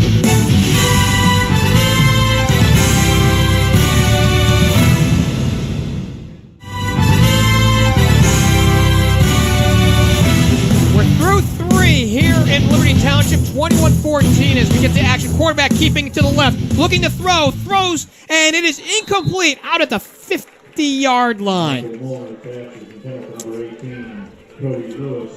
So Lewis, the intended receiver, and it's second down. Or beg your pardon, third down. 3rd and 6. Along with Kyle Decker, I'm Geoff Kim. Thanks for joining us here on Chatterbox Live.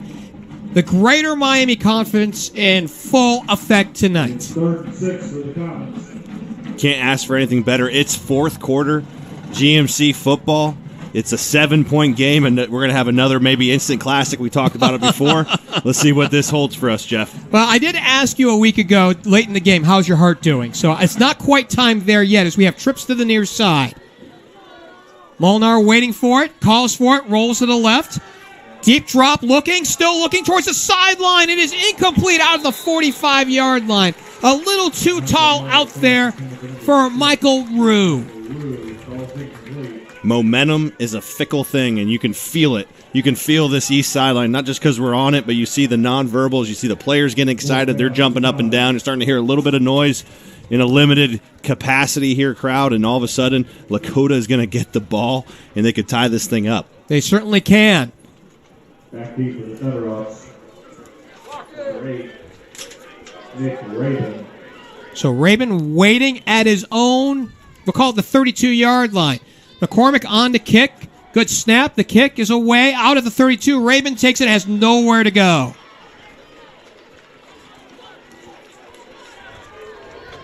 No. 34 yards, nothing on the punt return, and it's 1st and 10, and we'll see if East can tie it up here with 11:40 left to play here in this ball game.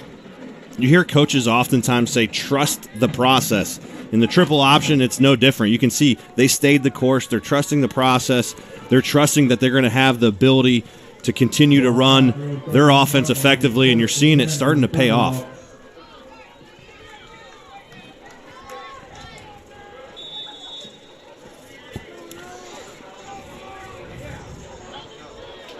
First and 10 at the 31-yard line. The ball's on the far hash mark. Quarterback keeping out to the right, a couple yards on the pickup. So this is the hazards of summertime, late summertime, early fall football. In a first half, you get, you get some really heavy sun in the eyes. As the sun fades, well, you have an absence of lights. So, we're kind of working through some lighting at this point, just trying to make sure that we can see things like rosters and things like this. It's really, the nice thing for you all watching this is not a hindrance for you as we see the wishbone here on this play. And now we have a stoppage in play. So in keeping with that note, right, we're peeling back behind the curtain a little bit, right? This is stuff that you would never know about us. If you could see us tonight, we're 4 men in a booth, and I am the smallest guy in the room. And this booth is, well, I've seen showers bigger than this, right? So yeah, it's we're in close quarters here, but we're one big family, right? Chatterbox Sports. You know what? We're here to bring energy, passion, and it doesn't matter. One day I think they're going to get a look on us. I'm the beauty. You might be the brains, Jeff. But either or, we're going to bring gonna bring a Friday night football game in the GMC. And guess what? Trace Fowler is not just our executive producer. He's the man of all skills as he gets this one out to Kenrich, out to the 35, cuts back to the 40, out to the 43-yard line. He has a first down. How about that stiff arm? Kenrich said, hey, this is fourth quarter. This is time to go make plays. Throws a huge stiff arm and gets the first down. So Kenrich got a reception a week ago and a couple of carries. He's been a much bigger factor in this ball game tonight. A one-score ball game here in Liberty Township tonight, 21-14. So we melt the clock down to 10:18 left to go in this contest. They bunch up tight on the near hash mark. And the quarterback, keeping off the left side, he gains past the 45, down to about the 48-yard line. And a big push out there by that left side for Lakota East, led out there by Austin C. Reveld. This is like a boxing match. Which team won each quarter? I believe Lakota East won that third quarter. Yeah, both teams put up 7 points, but if you look at some of the stats here, the yardage came there, and actually Lakota East, with their long drives, took time of possession away. So you can feel, even though the score is still a 7-point game, Lakota East making headway. They go to an I here in this formation, and the quarterback keeping it into the secondary. He has a first down out to the 41-yard line. So Kathman with a very athletic move as he ran in traffic and moved the chains. First down, Thunderhawks. You feel the thunder yet? Well, I'll tell you what, it's been a little while here at the stadium, but we're feeling it now. 9:21 left to play here in this fourth. So the nice thing about this is even though we've seen 4 plays, run, pass, run, run, you know, we've seen different formations, and they go back to twins to the far side, and they go back to twins to the near side. So 4 wideouts in this package. This is something new here for East. They'll duck Kathman in under center, and you got a timeout, I believe. They kind of got a little bit out of, maybe a little bit fancy. You see Rick Haynes coming down the sidelines, calling for a timeout. I think that's obviously a little perplexing maybe for some of the offensive players when they're not used to maybe some of the formations, and obviously someone was not aligned correctly there. Absolutely. 1st and 10 at the 40 on this timeout. Along with Kyle Decker, I'm Geoff Kim. Thanks for joining us here. It's the GMC on Chatterbox Live. A beauty here in week 2. And, partner, we've been blessed with some really good games, of course, so far. Week 1, we had a beauty out in Hamilton as Princeton, with 16 seconds left to go, got a 1-yard touchdown punch from Thomas the Train Boyd. I think you've embedded his name, that nickname, into my head, and gave Princeton a win on the road. So far, a good one here, with the road team also threatening to win this one here in week 2. Will this week's Thomas the Train Boyd be Eric, hey, I might be one of the best Reds in baseball history, but no, I'm the best running back in Lakota coming up. Hawks, that might be a little bit of a stretch there, but hey, these guys are fighting back. I'm so excited to call this football game because for a time there I thought Mason was going to run away with this, but now the Thunderhawks are knocking on the door to tie the ball game. They motion Thornhill. They give Thornhill. He is tripped up out at the 45-yard line. First met out there by Brady Camello. Hello, Camello. Big play again. 2nd and 15. Wow, that was huge with the momentum swinging. Now it's hard, once again, for the triple option to go and convert in 2 plays, 15 yards. Not an easy task. I know that we had talked before the game about really in all effect that we really kind of see more of a 4-3 with Mason moving up as safety to play linebacker, but the idea that Camello can cover so much ground and play different spots on the field has been to Mason's benefit here. 2nd and 15. Quarterback rolling right. Looking. Kathman looking. He dumps it off. It is nearly picked off out at the 35-yard line. That's Jax Hutchison. Football runs in this kid's family. His brother plays, he has 2 brothers. One plays at Eastern Michigan and the other plays at Navy. And now he is out here balling as well. Great play, ball hawk in the back secondary. Once again, the secondary of Mason could be the best in the conference. Intended for Thornhill, 3rd, and we'll call it 15. So a big play coming up here with 8:12 frozen on the clock. 21-14 is your score. They go trips to the near side, and a slot to the right is Thornhill. We'll see if they motion him back to the line. They won't, and now a deep drop for the quarterback. Kathman looking right, will throw on the move. Home run down the sideline. It is incomplete out at the 5-yard line. No flag. Intended for Brandon Elliott on the 9 route. He had a 50-50 ball down the sideline. If it was a little bit more in play, he might have had 6. Those that can't see me, I know we're trying to go behind the scenes. My knees just buckled. Wow, that was inside of his hands. Wasn't able to come up. Would have been a very, very hard catch to make. But what a great ball. Rolling out. Gave him a chance to come down with it. Just couldn't do it. Kenrich back to punt. They'll spot again the ball at the 45-yard line. This is kind of no man's land. You try for a fake here. I would still continue to play the momentum, the defense for Lakota East. I'll try to pin him down. Raven back at his own 10. The kick is away. A high spiraling kick. Fair caught at the 12-yard line. 33 yards on the kick, nothing on the return, and it's 1st and 10 for Mason with 7:58 left to go here in this one. We talked about Nolan McCormick, but the thing is we haven't really seen him, right? After the third quarter, 9 attempts for 41 yards, and he has been contained. They have really done a nice job after last week letting up a ton of rushing yards against Sycamore. The Lakota second week adjustments on the running game has really been credit to the defensive coordinator and the defensive staff of Lakota. Trips to the near side. Molnar, low snap, and he's gotten a few of those in this ball game. And the give goes to the tailback, and he gets a couple of yards. So McCormick for 2. So we melt the clock, as we mentioned, down to 7:45 and ticking. And if you're Brian Kastner, boy, wouldn't you love a long 6, 7, you don't want to say almost 8-minute drive. An 8-minute drive would actually take you to the end of the game. You would love it. They've had a couple of those. Both sides of the ball have had a couple long drives here. But when it's fourth quarter, some things change, right? And some guys and young student athletes are trying to make plays and don't always do it. 2nd down. Molnar in the shotgun. He's got McCormick on his left hip. And the quarterback keeping off the left side. He goes nowhere. So a great job by East by sniffing that one out. Justin Katona out of his linebacker spot. 6-foot tallest senior was in on the stop. He had a big week last week. Justin did, and he's out here making plays again tonight. I believe he's the leading returning tackler on this squad. In fact, 36 tackles a year ago and a couple of sacks. So 3rd, and we'll call it 6 at the 16-yard line. And boy, if you are Rick Haynes on the Lakota East sideline, if you get a 3-and-out, you're sniffing blood here to tie it back up, and we got a stoppage.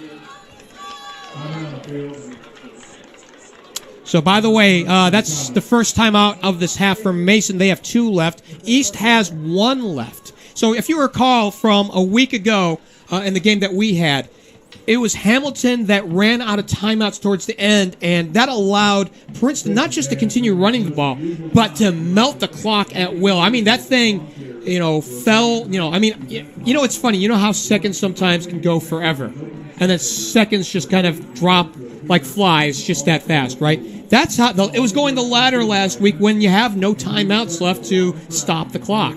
Timeouts might as well, it's their prized possession, right? In fourth quarter, having timeouts, especially in high school football, say it again, yes, on a first down, the clock stops, but you need more than that. You need to be able to regroup and really strategize. It's difficult to go no huddle at the high school level, so timeouts are critical, extremely critical, and with them not being in their back pocket moving forward, it could really impact the game, like you said, like last week as we saw. And we saw Princeton, they had a hell of a game offensively last week, 419 yards of offense.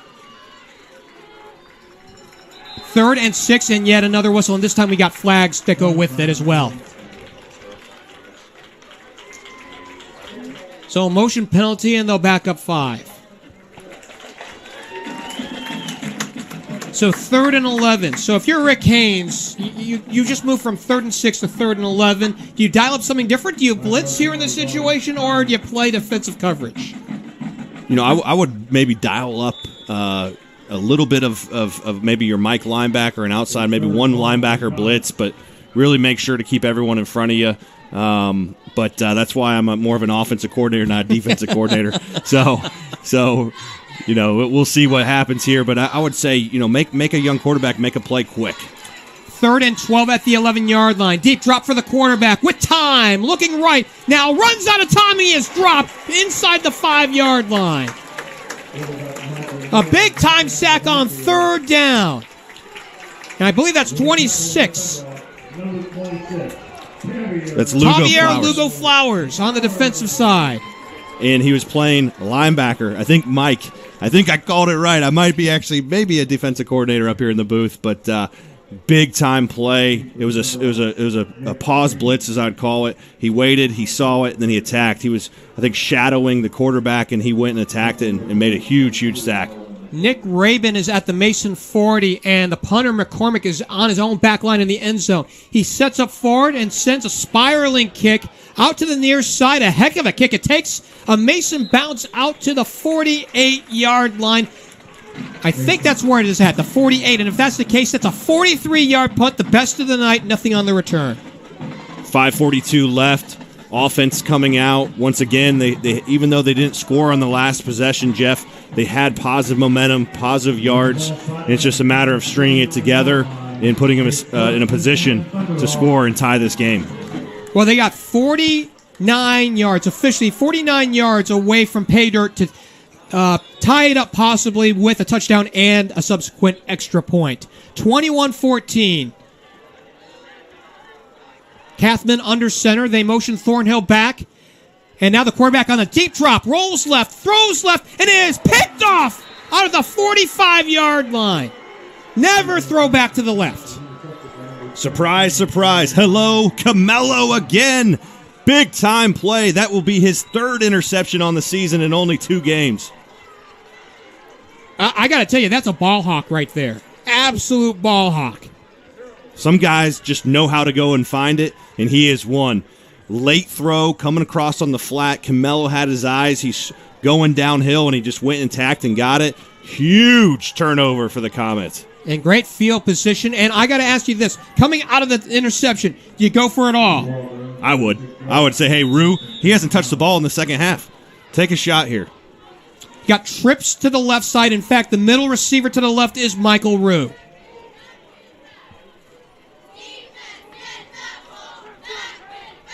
Here's Molnar. Low snap. He gives it on over for the running back. McCormick gashes into the line, past the 50 and out towards the 47-yard line. A nice pickup on 1st down. Yeah, not a bad gain. Yeah, they didn't go over the top and score a touchdown and potentially, turnover and touchdown, as I call it, but huge 7-yard gain there by McCormick. Well, if nothing else, right now, 2nd and 3, so 2nd and short. This is a good opportunity to put it up top right here because you're still on schedule, and if you misfire, 3rd down, you've got a short distance to go. Absolutely. Right on spot, Jeff. So a single wide to the near side. They motion a tight end back to the left. And the give again to McCormick. They go conservative. He's got the 1st down out towards the 40-yard line. So I think they're just content to chew up the clock as we go under 5 minutes. We're down to 4:50 on the clock. Once again, we talked about timeouts. How's this going to come into play as it ticks down under 5 minutes? It's time is going to come in. There's still a lot of time on the clock with 4:50 left, but it could come into play here. Well, it's funny, right? That he was tackled in play and the clock is stopped, so I'm not sure exactly why that's the case. It is 21-14. We can't confirm that. 1st and 10 at the 40-yard line. And now they wind up the clock and let it go. 4:45 and counting. Molnar's back in the shotgun. Pair of wides to the near side, the wide side. And McCormick's shown up here in this drive. Motion a receiver back to the left, and now the quarterback keeping to the right. Molnar on the move, out towards where he needs to be for the 1st down, out towards the 30-yard line. A design quarterback run, had McCormick out in front. Goes out, they go away from Big Paul Rodriguez, where they might have thought, hey, McCormick's going to come across the formation, especially with Rue in a jet-type motion, and they go right to the short side of the field for, I believe, 9 yards and set up for 2nd and short here. It is 2nd and 1 at the 31-yard line. Right now, a touchdown would be an absolute gut punch to Lakota East. Down by 1 score, they can come back. They still have enough time. 2 scores with 4.5 left to go. I don't know. Not the way this game has gone. Single wide to the near side. Starks is a wing to the left. The quarterback in the shotgun. He gets it again on a low snap. He'll keep it. He has the first down. Into the secondary. Out to the 15. To the 10. To the 5. To the 3. 28 yards on the carry. First and goal coming up. Whoa. I'll just say that. I was trying to figure out what to say, but whoa, wow, wowza, whatever you want to say. Big time run, pinballing down the field, all the way down inside the 5. Big time run by Michael Molnar. So Trace and I had a way of putting things whenever you saw a game lose control at a certain point. And right now we're about to see it. We call it the exclamation point. Yep. So we are right now 3 yards away from the exclamation point for Mason as we melt the clock down to 3:50. First and goal at the 3. Trips to the near side. McCormick in the backfield with Molnar. Molnar gives McCormick to the goal line. Is he in? Touchdown! A 3-yard scamper for the running back McCormick, and it's 27-14.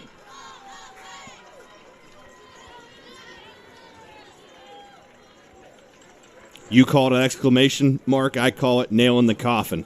That I don't think Lakota East is going to be able to come back. I sure hope they make an attempt. Obviously, they will try, but big score by McCormick and Mason, set up by the Molnar run. All runs on this drive when we thought maybe that they would have put it up on top. Here's Timmons on for the point after. Out of the hold of Nolan McCormick. Good snap. The kick is away and good. 28-14, the brand new score here in Liberty Township on a 5-play drive that goes 55 yards. It takes up just under 2 minutes of the clock. McCormick punches it in from 3 yards out. The point after by Timmons is good. The brand new score is 28-14. And I got to say, partner, Mason looks like they're for real. Yeah, I made the bold prediction that they could run out, especially maybe even through Hamilton, and set up a 5-0 match with Lakota West, and this is part of the deal, right? It was a little bit ugly there for a while. Didn't come out the second half after halftime. Really, Lakota East made a great attempt in the third quarter, which I thought they won. And now, once again, Mason consistently playing good defense, putting their offense in a good position, and they ran it right down the field there. Well, you made a boxing analogy not that long ago, right? After 3 quarters, right, you saw that Lakota East had won the third period as far as if you want, even though they scored 7 apiece in the third, right? It felt like momentum had belonged to the Thunderhawks at that point. In the fourth, it has belonged to these Comets. Yeah, and what defense is sometimes your best offense, right? Camelo makes a huge interception, puts him on the right side of the 50. All of a sudden, it gives the momentum back to Mason, and they march right down the field in a couple plays and score a touchdown to go up 14. I got a chance prior to the ballgame to talk with assistant coach, primarily working with the wide receivers, Brian Moody for the Comets, and he was talking about how cohesive this team is, how resilient this team is, how much they had come together, right? In spite of COVID-19 and some of the challenges that go along with all the things that they didn't normally get to have. And he felt like this team really had something good. Now, Brian Kastner, the head coach, agreed with that to a certain point. He said it felt like a good team. He still wants to see them come together just a little bit more to go over the top. Culture means everything. When you want to have a winning culture, it starts with the players. Players got to own the locker room, and to hear the coaches say that about their guys is so, so important. So to have a winning culture, to have that standard set, is extremely important. So we had a penalty at the end of the last drive. So they'll kick away, Timmons will, from the east 45-yard line, and this one should be a touchback. It is. You know, I'm always amazed by this, Kyle. I don't know if you have a philosophy on this on special teams as we bring this out 1st and 10, is that when you have a short field to kick from after a penalty, after a 15-yarder, I always kind of thought the best philosophy was to kick it as high as possible, right? So even if it goes short, let's just say it's out towards the 30 or the 25-yard line, you still put the team receiving it in a position where they're thinking about fumbling the ball, and they're thinking about being not just hit, but hit hard on a tackle, right? why wouldn't you kick hard instead of kicking it in the end zone and have a net of 25? There's two variables. I call it the pop kick, right? Make them either have to fair catch it. If they don't fair catch it, the likelihood they could fumble. I agree with that, especially on a short kickoff like that.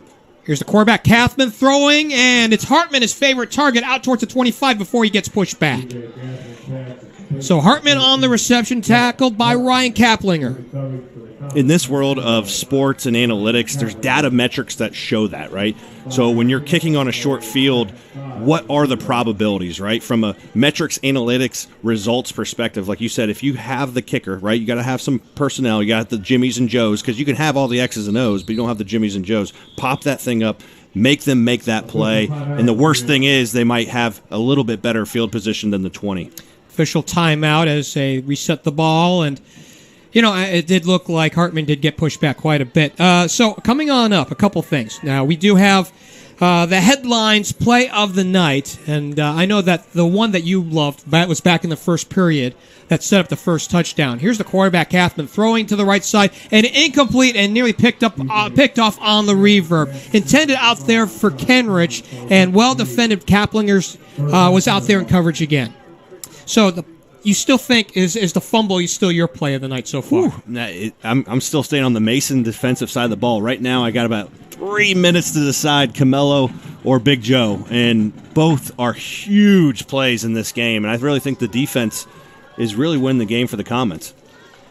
Third and 5 with 3:05 frozen on the clock with the interception. Slow-moving play clock, it feels like, just about 9 seconds right now. Kathman gets it, rolls left, looking left, throwing left, complete to the left. He's got first down yardage, his receiver does, past the 30 and out to the 32, maybe the 33-yard line. Now, under 3 minutes, you got to have tempo here. I know they're not used to it, potentially in the triple option. Coach Haynes runs in plays from the sideline, but tempo is key because time is short, down 14.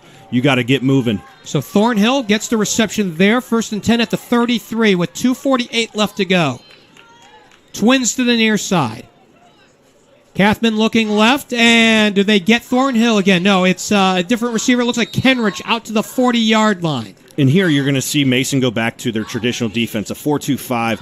Typically about 80% of the time they run a cover 3, which is you're going to see the defensive backs about 8 to 10 yards. They're going to give them in front. Someone that's watching, why are they giving them that? Well, they're up 14. Keep them in front of you. Give them the 5-yard hitch. Give them the 5-yard slant. But they don't want to give up anything over top. Kenrich picks up 7 on the pass play. Chase Vinnell picks up the tackle. 2:37 on the clock. Trips to the near side, the short side, and the roll right by the quarterback, Kathman. Looking right, throwing right, intended for Charlie Kenrich, and I think we might have a flag on the play.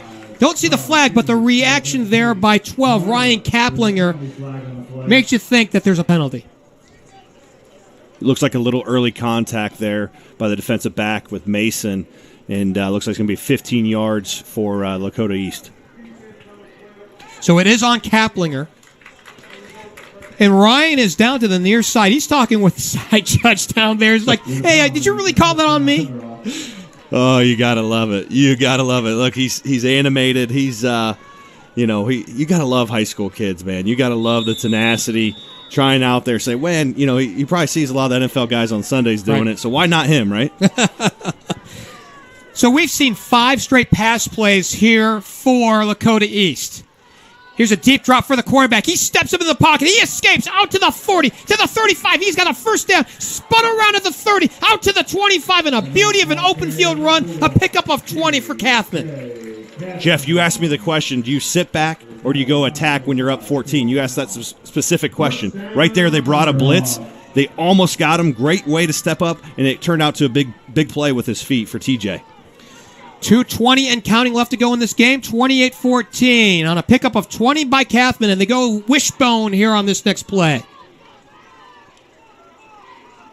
The quarterback on the drop. 3-step drop. He throws. He got Hartman. He got him at the 5. A pickup of 20 to make it first and goal. Man to man. Just outside the seam. Not quite a 9 route, but it's first and goal. Great inside release. Found what I call a hole shot in between the cornerback and the safety. Throws it right in there. Great to see.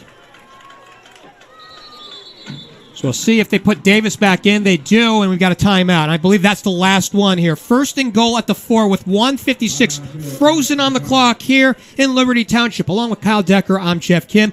Week 2, we're about ready to put a wrapper to this one. 28-14. Mason with a 14-point lead. Takeaways here through 46 minutes and change. Well, it's been a great game. So see what happens here.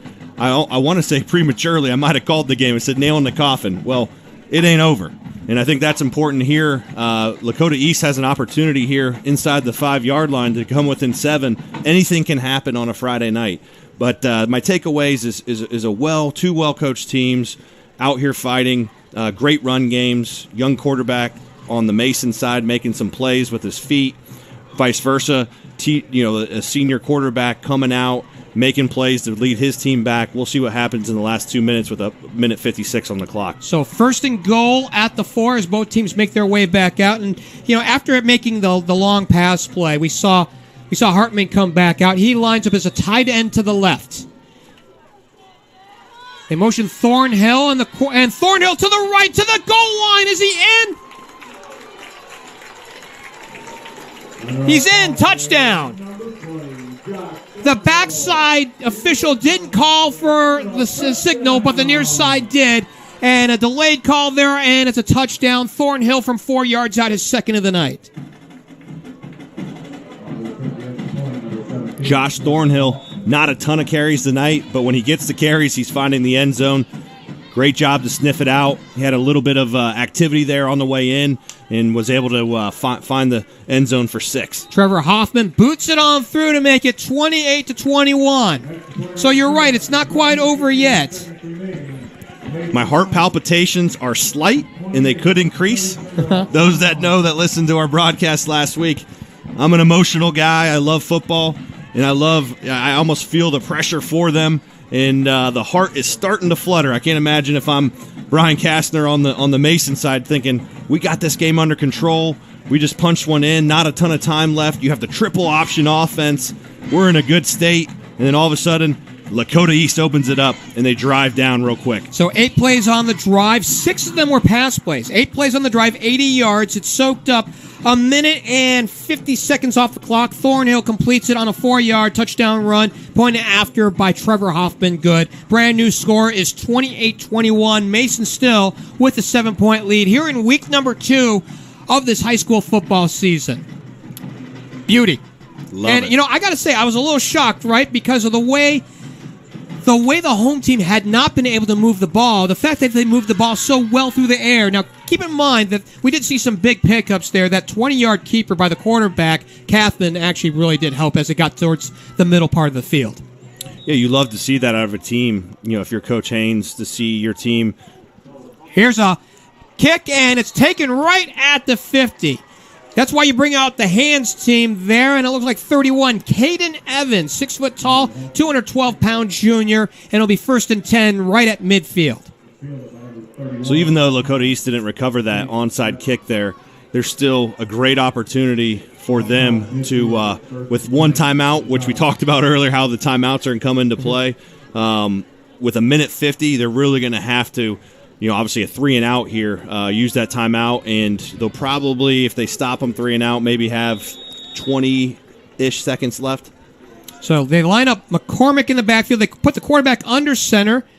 And do they just take knees here at this point? I think they're going to have to run some plays here. They give McCormick up the gut for a couple of yards. And again, we come into a situation where a lack of timeouts means that you can't stop the clock. And they're going to burn their last one here, Jeff. And you're right. It's just time management, right? We talked about Jimmy's and Joe's. Let's talk about X's and O's. In the first 2 weeks, great coaches, but also could they utilize their team timeouts in a more effective manner? And we're going to see it here where, some of those things where they had misalignments earlier, they called a timeout, or they had to reposition, or so and so forth. It's going to come back and potentially not give them an opportunity to come back and tie the football game here. 2nd and 7 with 1:44 left to play here in this one. Along with Kyle Decker, I'm Geoff Kim. Thank you for joining us here on Chatterbox Live. Week number 2 here in high school football, not just here in the GMC, though we're enjoying this one here in the Greater Miami Conference between Mason and Lakota East. Other games going on, by the way, in the GMC tonight, and not that we have any scores, but it's just simply worth mentioning. Middletown visiting Fairfield. That's their first game of the year. Mason at Lakota East, the one we're at. Hamilton at Lakota West. Coleraine at Oak Hills, and Sycamore at Princeton. So 2nd and 7 as Molnar ducks in under center.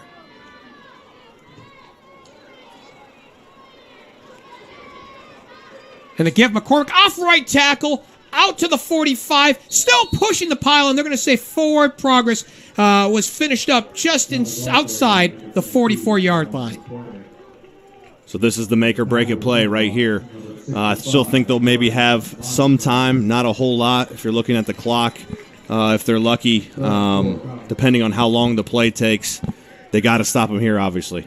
So a first down here would be officially the dagger or the exclamation point or whatever you'd like to call something that really brings a story to its final focal point. Twins to the near side. McCormick, you would expect, would get the ball here in the situation on 3rd and 4.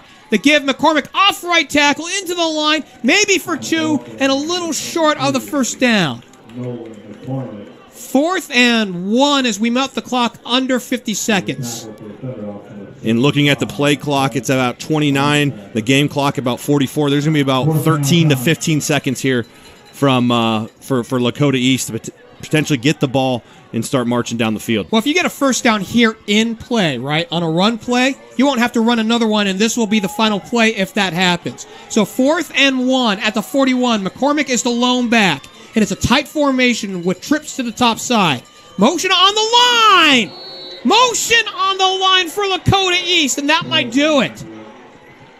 With 18.6 seconds left to go here in this one. That is... Mercy. Mercy. Said it last week, and as you said, the chapter comes to a close, or the last page of the book. Unfortunately, jumping off sides is the way this good game comes to a close. Well, you would hate the penultimate play to come on a penalty that gives the team a first down and allows you the opposition to take the victory formation, in which they will do right here. I don't know if they even have to take a snap. They don't even have to take a snap. As we melt under 5 seconds left to go, as both teams really just looking at each other saying, thank you, good luck in week 3, and that will do it. Here in Liberty Township, the final tonight, 28-21, and what turned out to be a good one here between the two teams in week 2 in the GMC. Mason holds on for a 7-point win over a fine Lakota East team. Great game. Great to see two teams battle out here in Lakota East Stadium, and look forward to seeing the Mason Comets. Can they run the table, as I said, one game at a time, but they go back home. They have 2 more games at home, games 3 and 4, and it's going to be fun to watch this team go. Absolutely. I'll tell you, tonight it was a good one here. For the men of Brian Kastner, and the Comets go to 2-0 on the season. Lakota East falls to 0-2, and it's going to be a little tougher climb, even though every team will make the playoffs, right? You're still thinking about things like seeding, right? And you want to put yourself in a great position to move forward as you progress through a playoff. And the case right now is 2-0 is a whole hell of a lot better than 0-2, and you're really sitting pretty in the old catbird seat. Yeah, you got to love it. 2-0 is a lot better than 0-2, right? Yeah. That's the situation for the two teams tonight. A lot to build off, right? If you're Mason, a lot of positives. You know, they were banged up coming off of last week. Mm-hmm. Some of the guys they were missing, but their team rallied around, and they really put a solid performance. And looking at both games, Geoff, from Fairfield in week 1 into Lakota East here, I still don't feel like they've even put their best performance out there, which is, I think, a great thing for Coach Kastner and the Comets moving forward. What's your headlines play of the night candidate? I know that we'll have a lot to pick from all the different games. What's your pick from tonight's matchup? 2 plays, once again, the fumble, both defensively, the fumble with Big Joe, and then Camelo on the defensive backside, I think are really 2 plays that stand out to me. I think the Molinari, a couple of his runs, in particular, the one that he was pinballing down the field that put them in a position to punch it in, was a couple really big plays in this game. Star of the game, real quick, as we put a wrapper on this one. Star of the game, I'm going to give it to a guy that I like to say his name. Say hello to Camelo. I think His third interceptions. You got to give the guy some credit. 3 interceptions, Jeff, in 2 weeks, and one at a critical point in time where he went and got it, and they followed it up with a score. Let's give it to Camello. So Brady Camello for his great and sterling defensive play, especially with the interception late tonight, is your star of the game. Had a good one. Had a fun tonight, partner. We can't wait to do it again in week 3. Let's do it. Can't wait. Chatterbox Sports. We're bringing the heat, bring the energy every Friday. Again, the final in this one, 28-21. The final here in this one tonight. A heck of a game. And, one thing that we'll tell you before we get off the air, be sure to log in to chatterboxsports.com or the Chatterbox Sports app for the play of the night, and you can find that on Twitter later on. Also coming up here at 10:40 tonight, it is the box score for the very first time. Reed Mouse, the Mighty Mouse, will take you home. He will take you through all the great plays and give you a whip around the league. And again, that's here on the app as well as on chatterboxsports.com. Again, the final here in this one, 28-21. Mason victorious. They move to 2-0. Lakota East falls to 0-2. For my main man, my partner, Kyle Decker, and for our executive producer, Trace Fowler, I'm Geoff Kim. Good night on Liberty Township.